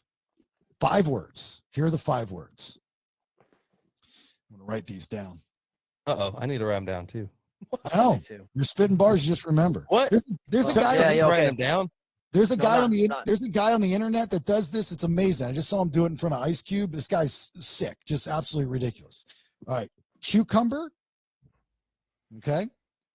Vodka. Hot Wheels. He-Man. And dildo. All right, here we go. 3, 2, and 1. I've been cutting wood all day, laying down the lumber. She want me to fuck her. I got me a cucumber. She be screaming, "Oh, bring the dildo out, baby!" I said, "No, hell no, I'm the He-Man, bitch." Got a lot of vodka. And I'm gonna toss it like some pizza in an oven, like sauna. I think it was all my words. You missed Hot Wheels and He-Man. Oh no, I said He-Man. It was He didn't even rhyme. That, Didn't even rhyme. Dildo. that wasn't You gotta even get a flow story. going. Yeah, where's your flow? Your flow flew away. All right, Chuck, here are your 5 words to see if you can beat that. This is the rap battle that we're doing, impromptu rap battle. Okay, 5 words. We've got kumquat. Okay. We have got pizza. We have got A1 steak sauce. We have got pillowcase. And we have got deodorant. Okay. Here we go. 3, 2, 1. Well, some say I need a kumquat. Some say I need a pizza. I don't really think Branden knows I'll beat you. If I could possibly find a way to get some A1 sauce, I would take that A1 sauce. What the hell rhymes with sauce? Hold on. Like a boss. And I would go down the road, grab a pizza again because I forgot the overload. I'm still trying to figure out where my pillowcase is at. When that happens, I'll put on my hat. I'll go back to bed and think a little more about what possibly Bailey's got in store. If I could only think of that last damn word, it's on the tip of my tongue, but I can't remember where it came from. Oh my God, dude. What's the freaking word? I'm almost there. I'm so very close. I just got to think before I overdose. I'm out. What did I Hey, miss? trust me, don't Hail Mary, don't punt. The last word was deodorant. Deodorant. Dang it. So we both missed one word. Both missed one word. Huh? Man. We both missed one word then. Well, he said A1 sauce. It was A1 steak sauce. Yeah, but he told a story and had a flow. I don't know. I had a story. I was talking about I was working all day, laying the lumber. Now my girl wants me to come home and give her the cucumber. Come on now. That's fucking lyrical. Why is everything got to be like, bitches and fucking and coming and all kinds Y'all of ain't never listened to the new rap then, man. That's what you got to do. You're not FCC Drug. compliant. It's so Drugs, easy. bitches, weed. It's like so easy and like outdated. Like, give me something with some stones, man. Well, you hear Chuck. He sounds like Eazy-E with on the short bus. I actually like. I was surprised you had a couple from you were trying to recover and you were recovering with rhymes. I mean, without a doubt, Chuck won that rap battle. There's no doubt. Oh, Jesus Christ. Branden, come on. Take me to 8 Mile, baby. Take me to 8 Mile. Let's do it again. We'll do it all night. All right, one more time. Okay, this is for all the men. God. Here we go, Branden. Your 5 words. Okay. Okay, all right. Are third base, lemonade stand, Patagonia,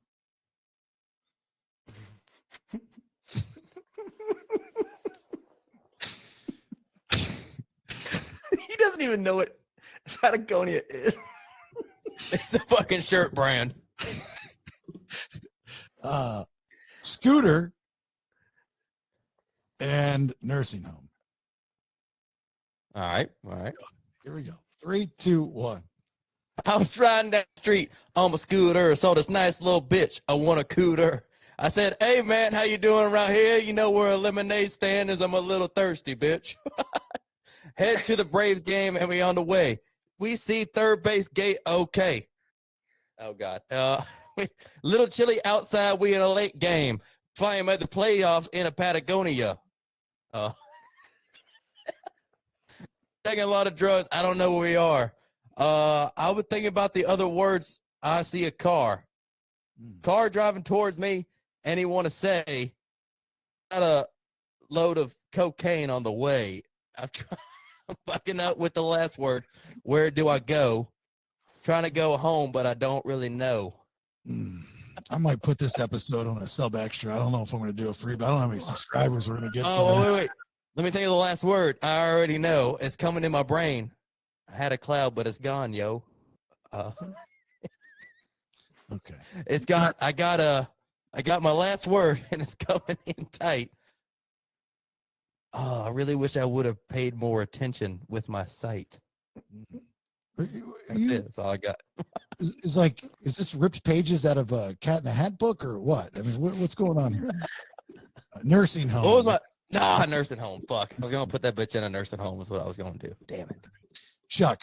Okay. It's just, if you can't beat this, then we're just gonna have to say it was nice. I know. Yep, I know. All right, here we go. Bowl cut, asparagus, condom, weave, and Rottweiler. All right. I got a weave. I got a bowl cut. I got asparagus smelling pee. If there's one thing I want to do, it's get outside in the park, watch my Rottweiler wee. I don't really know what that means. You know what I mean? Pottying, it seems. Outside is okay, not inside sometimes. I'm trying to think, where are the other rhymes? Where am I going to go? What am I going to say? I think the word is not bowl cut, not asparagus, not Rottweiler, but sometimes a condom's the only way. For me to get through to the last word on the list, it's something about, I can't do this. What is it? Well, you got all the words. You got 4 each. We got bowl cut, asparagus, weave, condom, and Rottweiler. Oh, he did it. Yeah. You got them all. Yeah. Good job. Dude, horrible. Eminem's calling me. It was bad, but Eminem's going to call me and be like, dude, how'd you do that? I don't know. It's a gift. Maybe a bowl of M&Ms, but not the M&M. That was fucking horrible. Jesus, Mary Joseph. God almighty. Chuck, I'm very disappointed in that last run from you. I thought it was going to be a lot. Branden, I mean. Yeah, I think it was a tie. Definitely a tie. No tie. We both lost? No. Well, yes. We as the listener lost. I can tell you that. You both won. We both lost. Can you think of an actor that would be the end of Generation Y? Who would be the actor that died? See, here's the thing. Hold on, let me say this. Here's the thing. This is the big difference between Generation X and Generation Y.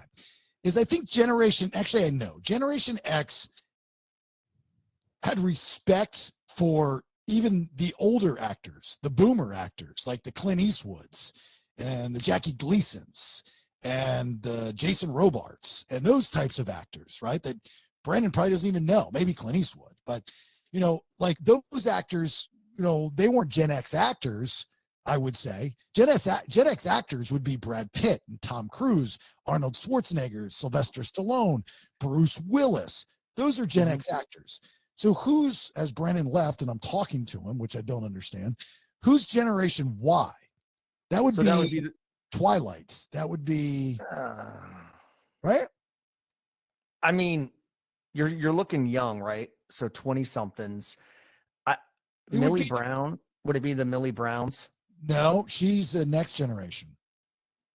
So Ryan Reynolds is too old, right?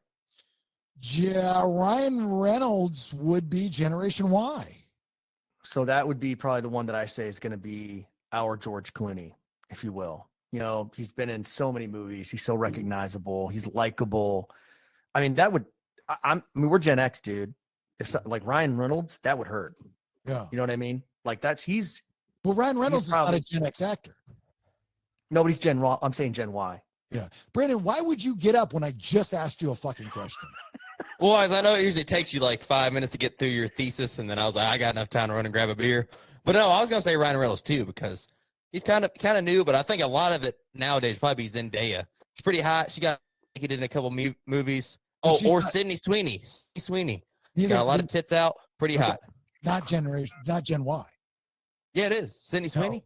No. Yes. Dude, let me tell you something. You're not as young as you think. They would be the next generation. Because they're fairly new actors. So like I'm giving Gen Y. So here would be the definition. These actors would be at their highest point. It's not really their age, but it's at the highest point of their careers during your generation. Because like, What is that? Talking about when I'm born or like when I'm in college? I mean, high school, right? I would No, say when you're like coming of age. for your generation. Like, I mean, like my generation is Corey Feldman and Corey Haim.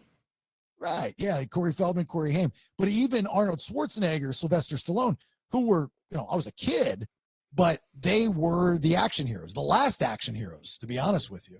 There hasn't been good action heroes since those guys from the 80s. Jason Statham, not so much. I mean, like they even got desperate and did the Expendables to bring back all the good action movie guys, Chuck Norris and those types of people. So Zendaya would be my daughter's generation. That's her, her big actress. Well, she started what, like 2012? 2012, right? She started. Whatever Generation Y is, like, what's the big movie for your generation? Oh, it's probably Shrek. Yeah, but who all's in Shrek? Generation X actors. You got Cameron Diaz, and you got Michael Myers, and you got Eddie Murphy. All Gen X actors. So you talking about like when people like when I was born? Obviously, there's some actors, but I didn't ever see them. You talking about when I'm like I can actually consume movies and understand what they are, like middle school, high school. Chuck, I'm just going to talk to you. No, I like the fact that he talks about Shrek every episode he gets, and it's becoming weird. Like his infatuation with it's so weird. Like I've never met anybody that loves Shrek. Like you love Shrek. Like Feel good movie, man. It gets you get the Fairyland characters together. They go to a swamp, and he's like, "Get out of my swamp." And he's like, "I got to go fight this dude, Lord Farquaad. He's a little tiny dude." It's cool. It's a good movie. Got a good storyline. I enjoy it. So they kind of went a little crazy with the third and fourth one, but I can deal with it. They got another one coming out next year, 2025 summer. We're gonna go see it, all of us, as a show. Jason's face. Can't even talk because I like it. You got to give him beer every time we do a show. It is the best. No, must be the program. He don't like Shrek. So like when you go out on a date with a chick, it's just Drake and Shrek. Yeah, they thought about it, man. He's you like, can talk about Drake and Shrek for hours. Donkey, want to rock some Shrek? Donkey. Fucking weird. It's like the weirdest mixture ever. It's like good time, man. It's like going to the grocery store and buying, condoms and strawberries, or deodorant. It's just or baby formula. It's just a weird mixture, where the lady looks at you and is like, "What the fuck are you doing? What are you buying right now?" That's what Branden is. Like, so let's do this with Branden. All right, Branden. Word association. Okay. Okay. I like this. I saw this in an IQ test thing, but no one did it for me. There's a reason for that. They just gave up. They didn't want to bother. Okay, so I'm going to give categories. Okay. And you don't have to whisper, but I'm going to give categories, and you are going to tell me the first thing that comes to mind. They're going to be like movies and music and stuff like that, but they're the biggest. Okay, the best, the top for you and your world. Okay. Okay. So we're going to start easy. Biggest artist ever is Lil Wayne. Okay.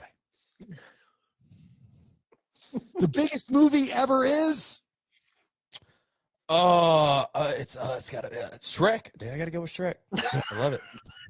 I love it. Every time, that's what comes to my mind. It's burned into my head. The biggest song of all time is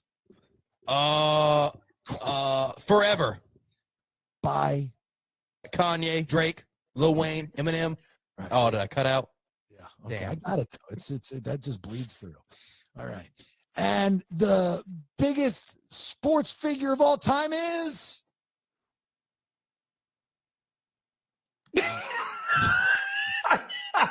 network disruption, attempting to reach. I'm back. Did you hear my answer?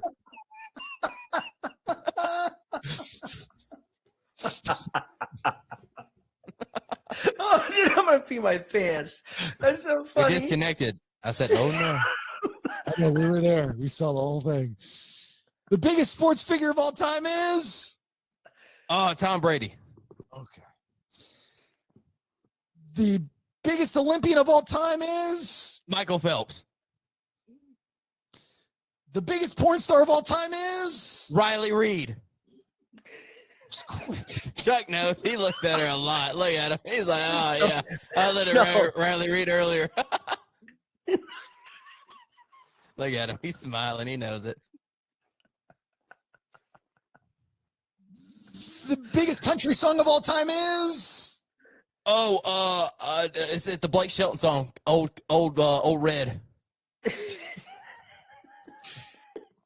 and the biggest rock song of all time is It's Kickstart My Heart. by Molly Crew.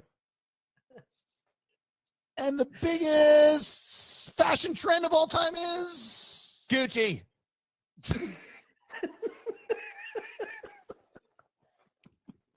and the biggest lie of all time is OJ not killing his wife.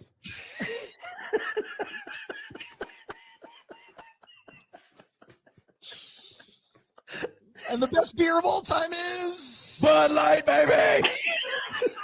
Yeah. and the best sex you've ever had was with who? Missionary.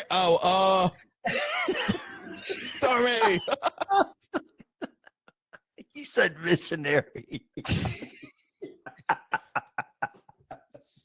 And the last time you touched a boy's butthole was when? 8 months ago.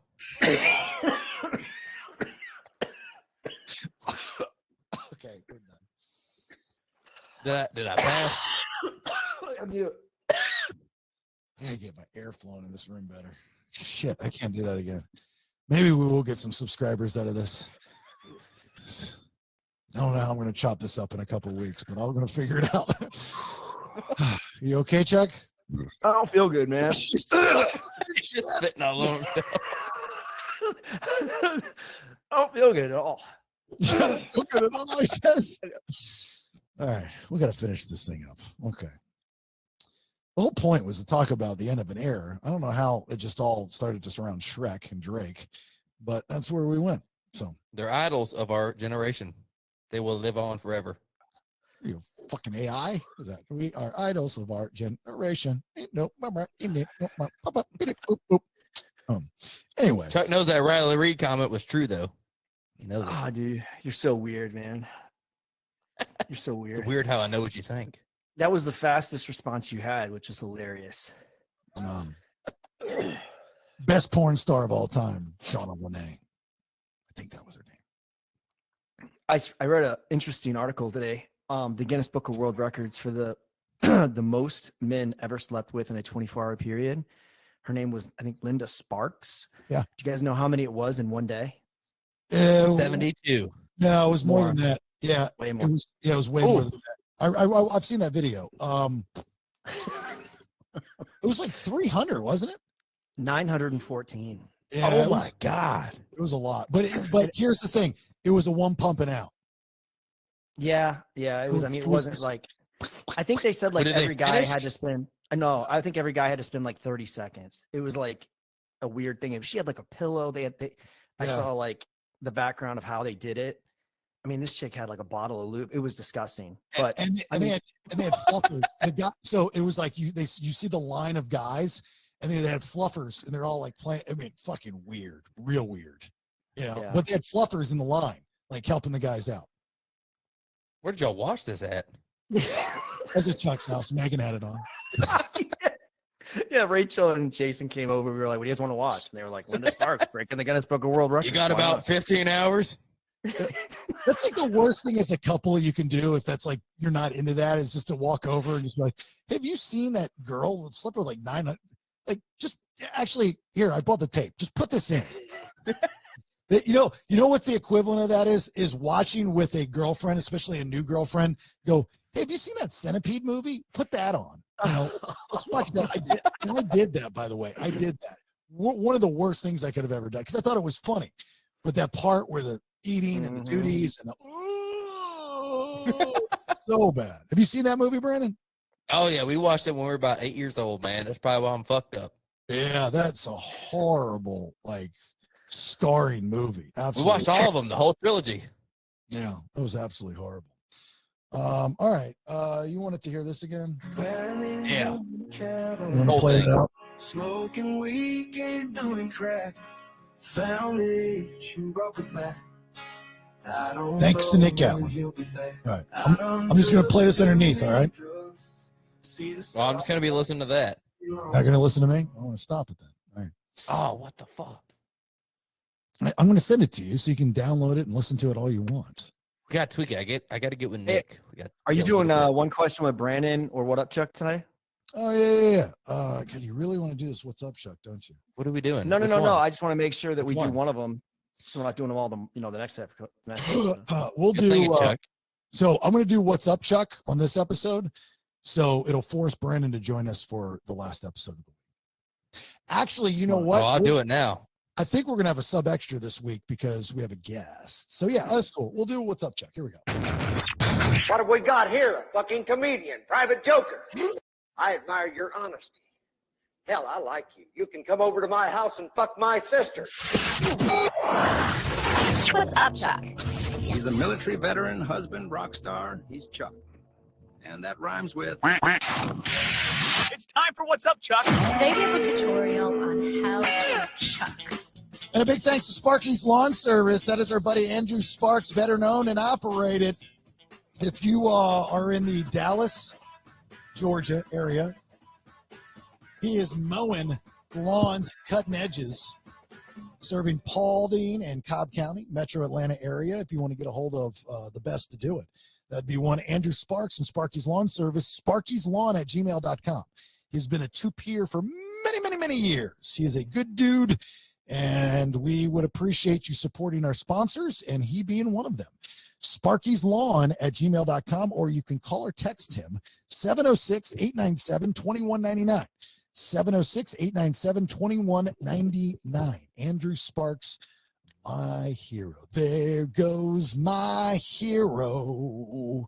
He's on a snapper, mowing lawns, cutting bush, sitting on his tush. All right, what's up, Chuck?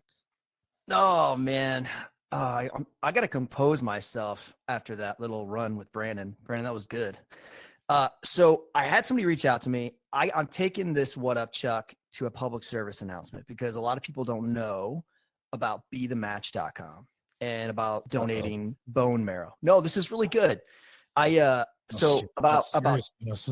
up all the jokes. No,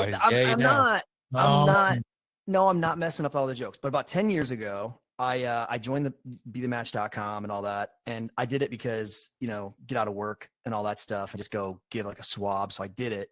Wait, is this a dating website? No, it's Be The Match. It's bone marrow. Oh, okay. Sounds like a dating website. And it's not Match. I want to let you know that this is live and your wife might listen. I want to make sure you're okay. I thought it was like learning to light fires. Oh my God, you guys. So I didn't think it was anything good. You be the match, I'll be the lighter. Be the lighter. It's good. It's good. And I did it and I got called and they did the whole thing and it was amazing. It was very, very not enjoyable. But every time you get selected for donor marrow, you extend somebody's life 6 months. And I didn't know that. So when you do it, they called you and they say, hey, you sure you want to do this? They make you do a psychological testing and all that. And then they take you to DC. They fly you to DC. They put you up. They do all the testing, but you and about 5 other people. And then they say, okay, you are the one. Like you're the one that is most likely going to match with, like, say, Jason Bailey or whoever. And then they fly you home. You go through about 2 weeks of platelet infusions where they build up all your platelets in your bones, which isn't very fun because it's just the joints really crack and pop, but it's not terrible. And then they fly you back to DC, you and one guest. And then they put you in. It's about a 7-hour process to get all that out of your system. They put it into your platelets into a container thing where they give the recipient. And so I got called twice for it.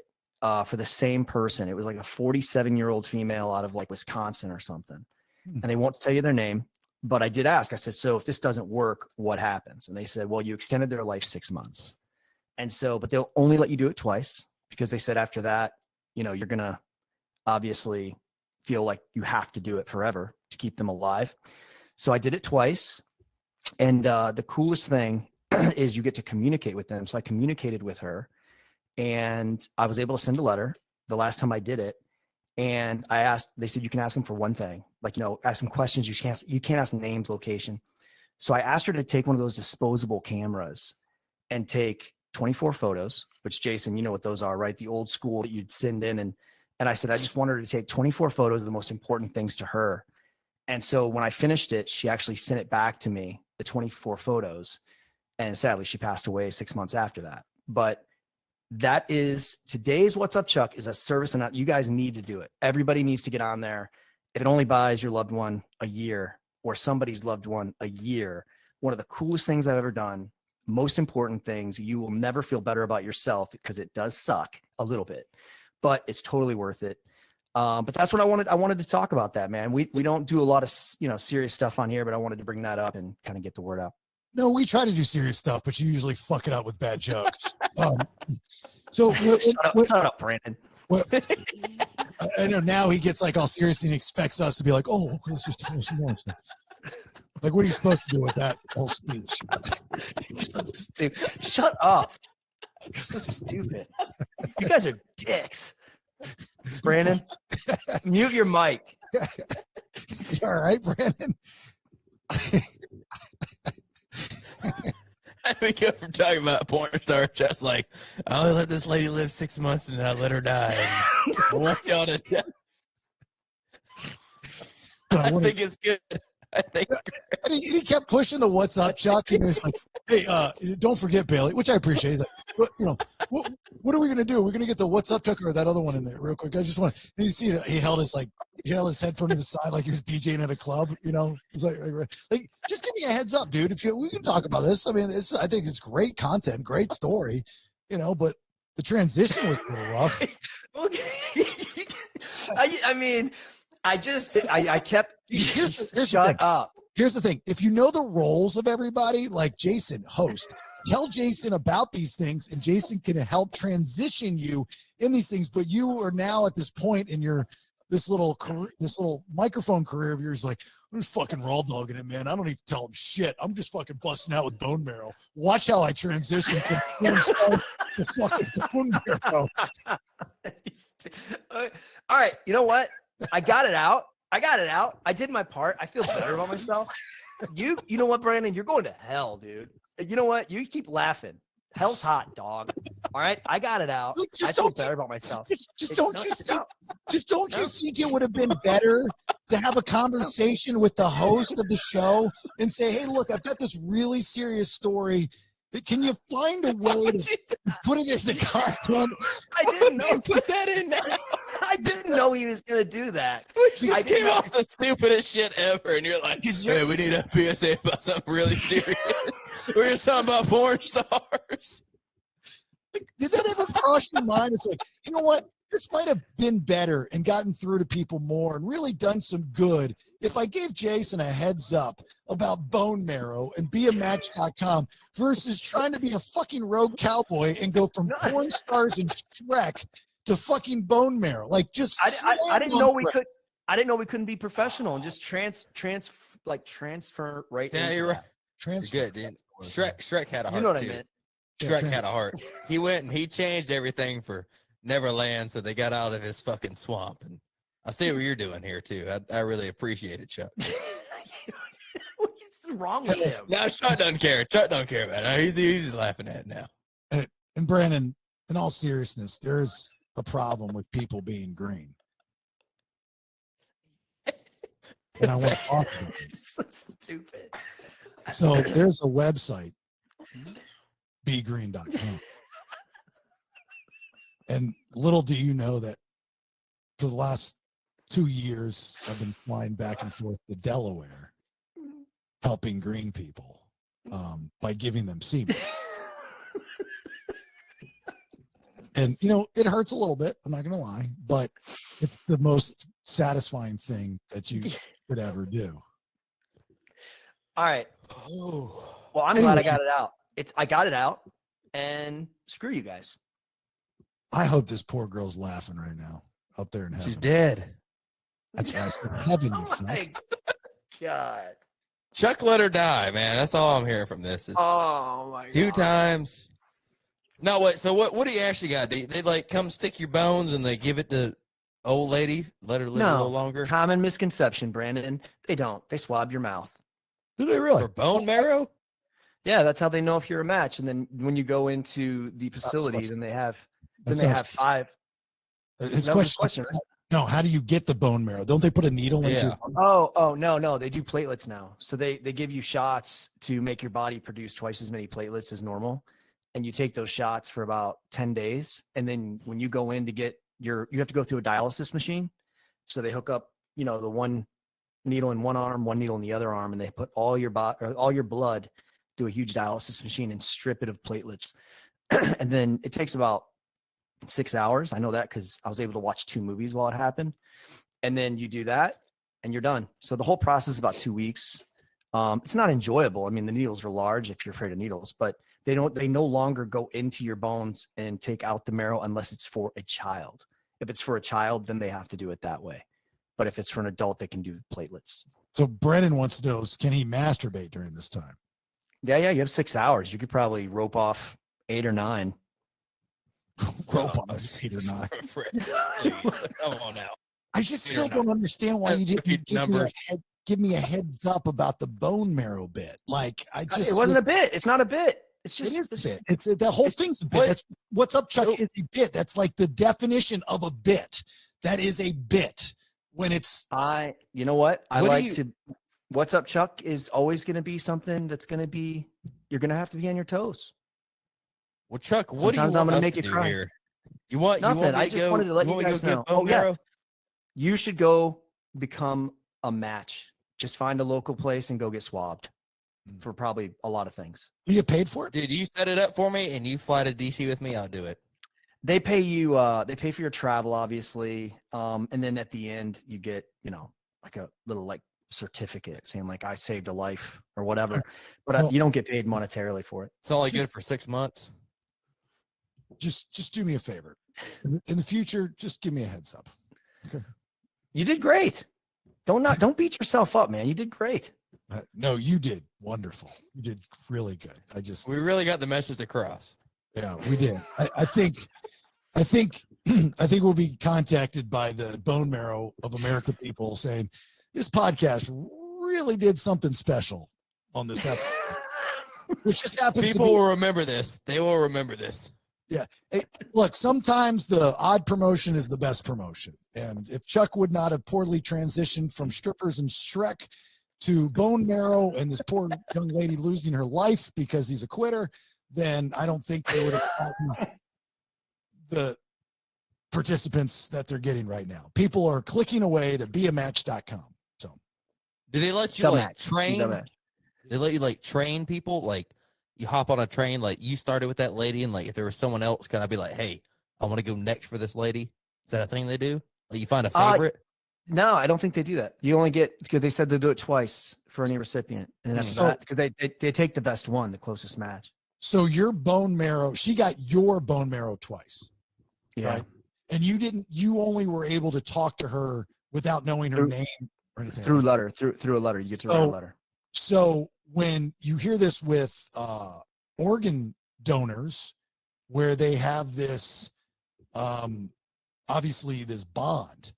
So did you feel, even through talking to this woman, like there was a sexual attraction or anything, even though you didn't get, because I mean, that's a thing, right? In all seriousness, that it's a thing that when you're giving organs or platelets or anything from your body to their body, that there would be a sexual attraction. So, and I'm being serious, right? So did you ever think that at any time, oh, you know what, before she dies, I'd really like to have sex with her or something like that? So all I'm going to say is great question, right? Yeah. I mean, serious, you really, honestly, great question. You thought that out. But no, in this situation, Because you've seen I that didn't. documentary, right? Or I've heard of it a lot. I've heard of it happening a lot, but Yeah. in this situation, that didn't happen. But it happens more often than you would think. It's actually, that was a great question, buddy. Thank you. my organ for your organ. Yeah, it's what a good documentary. The guy gave his organs like 1,000 people, and he was having sex with them. Yep. Yeah. Yep. That's called a receipt, boys and girls. That's called a receipt.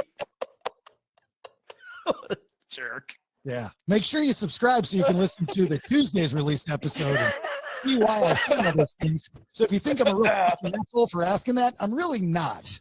You have to go and listen to Tuesday's episode and it'll make all the sense in the world.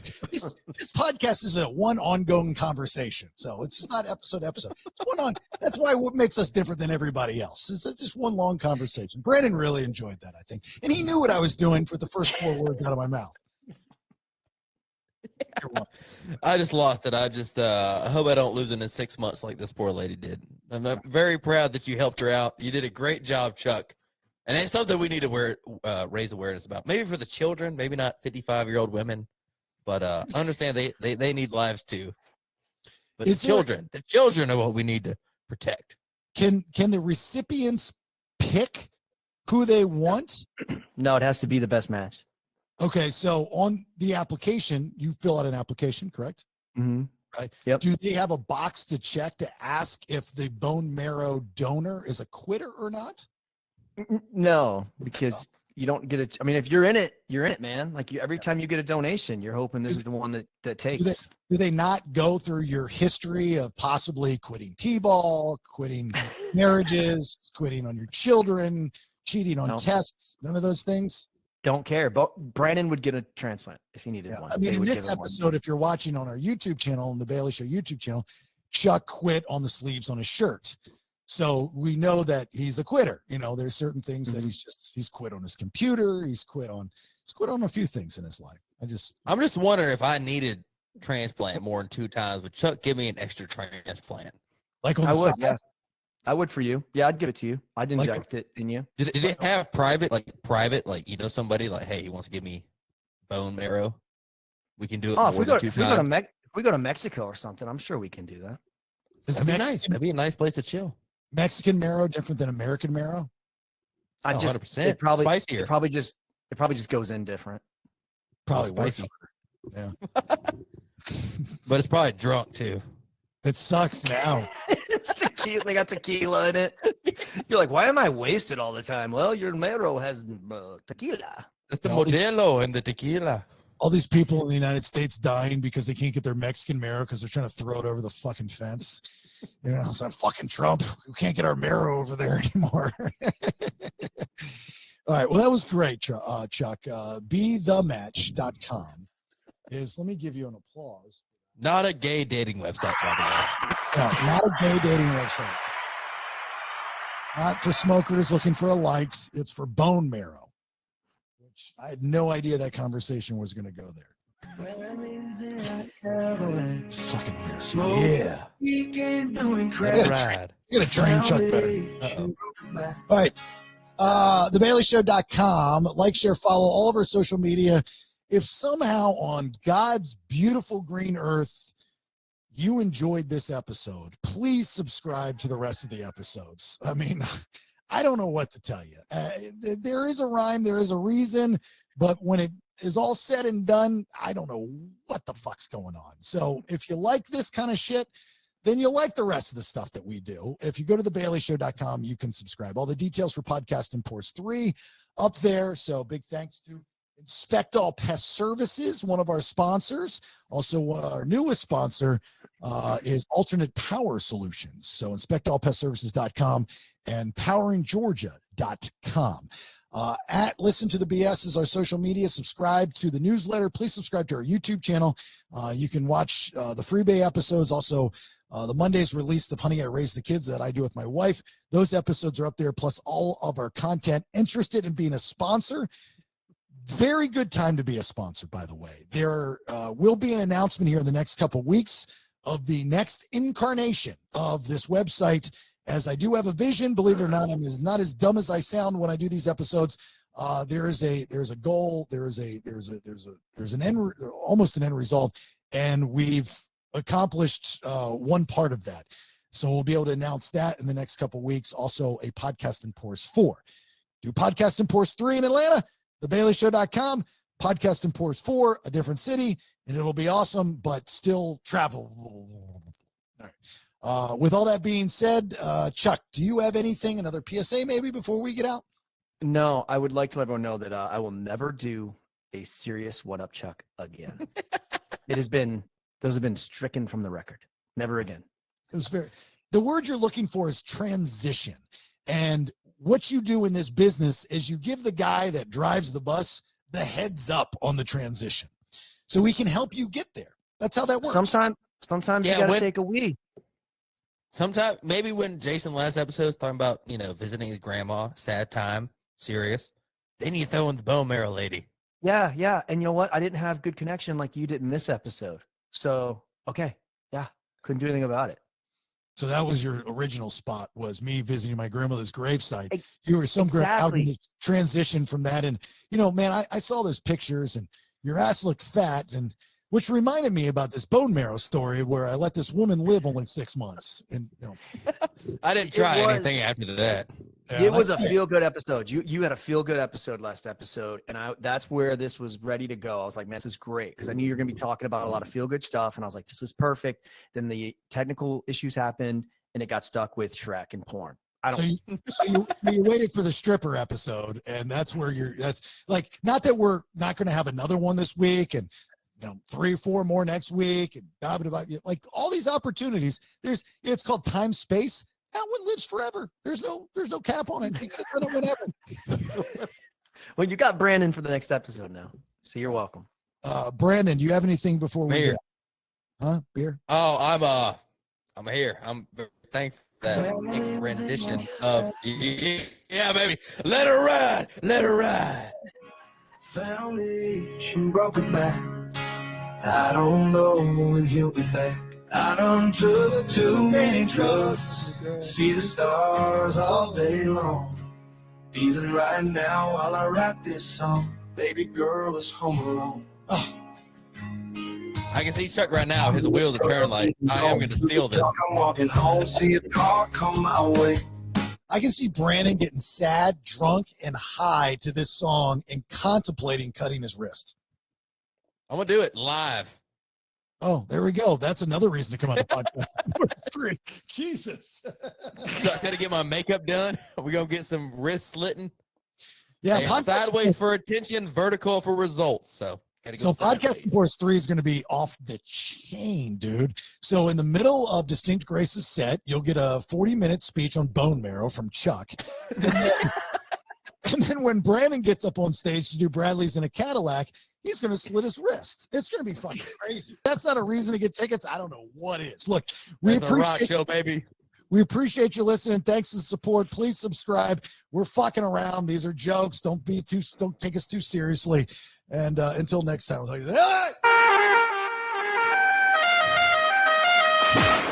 Thanks for listening. Till next time, check out thebaileyshow.com. Make sure you share, follow on all socials. I leave you with these parting words. Never got a pink slip either. You know what I would get? A guy would come around to my desk and say, "Get the fuck out of here!" What do we want to talk about?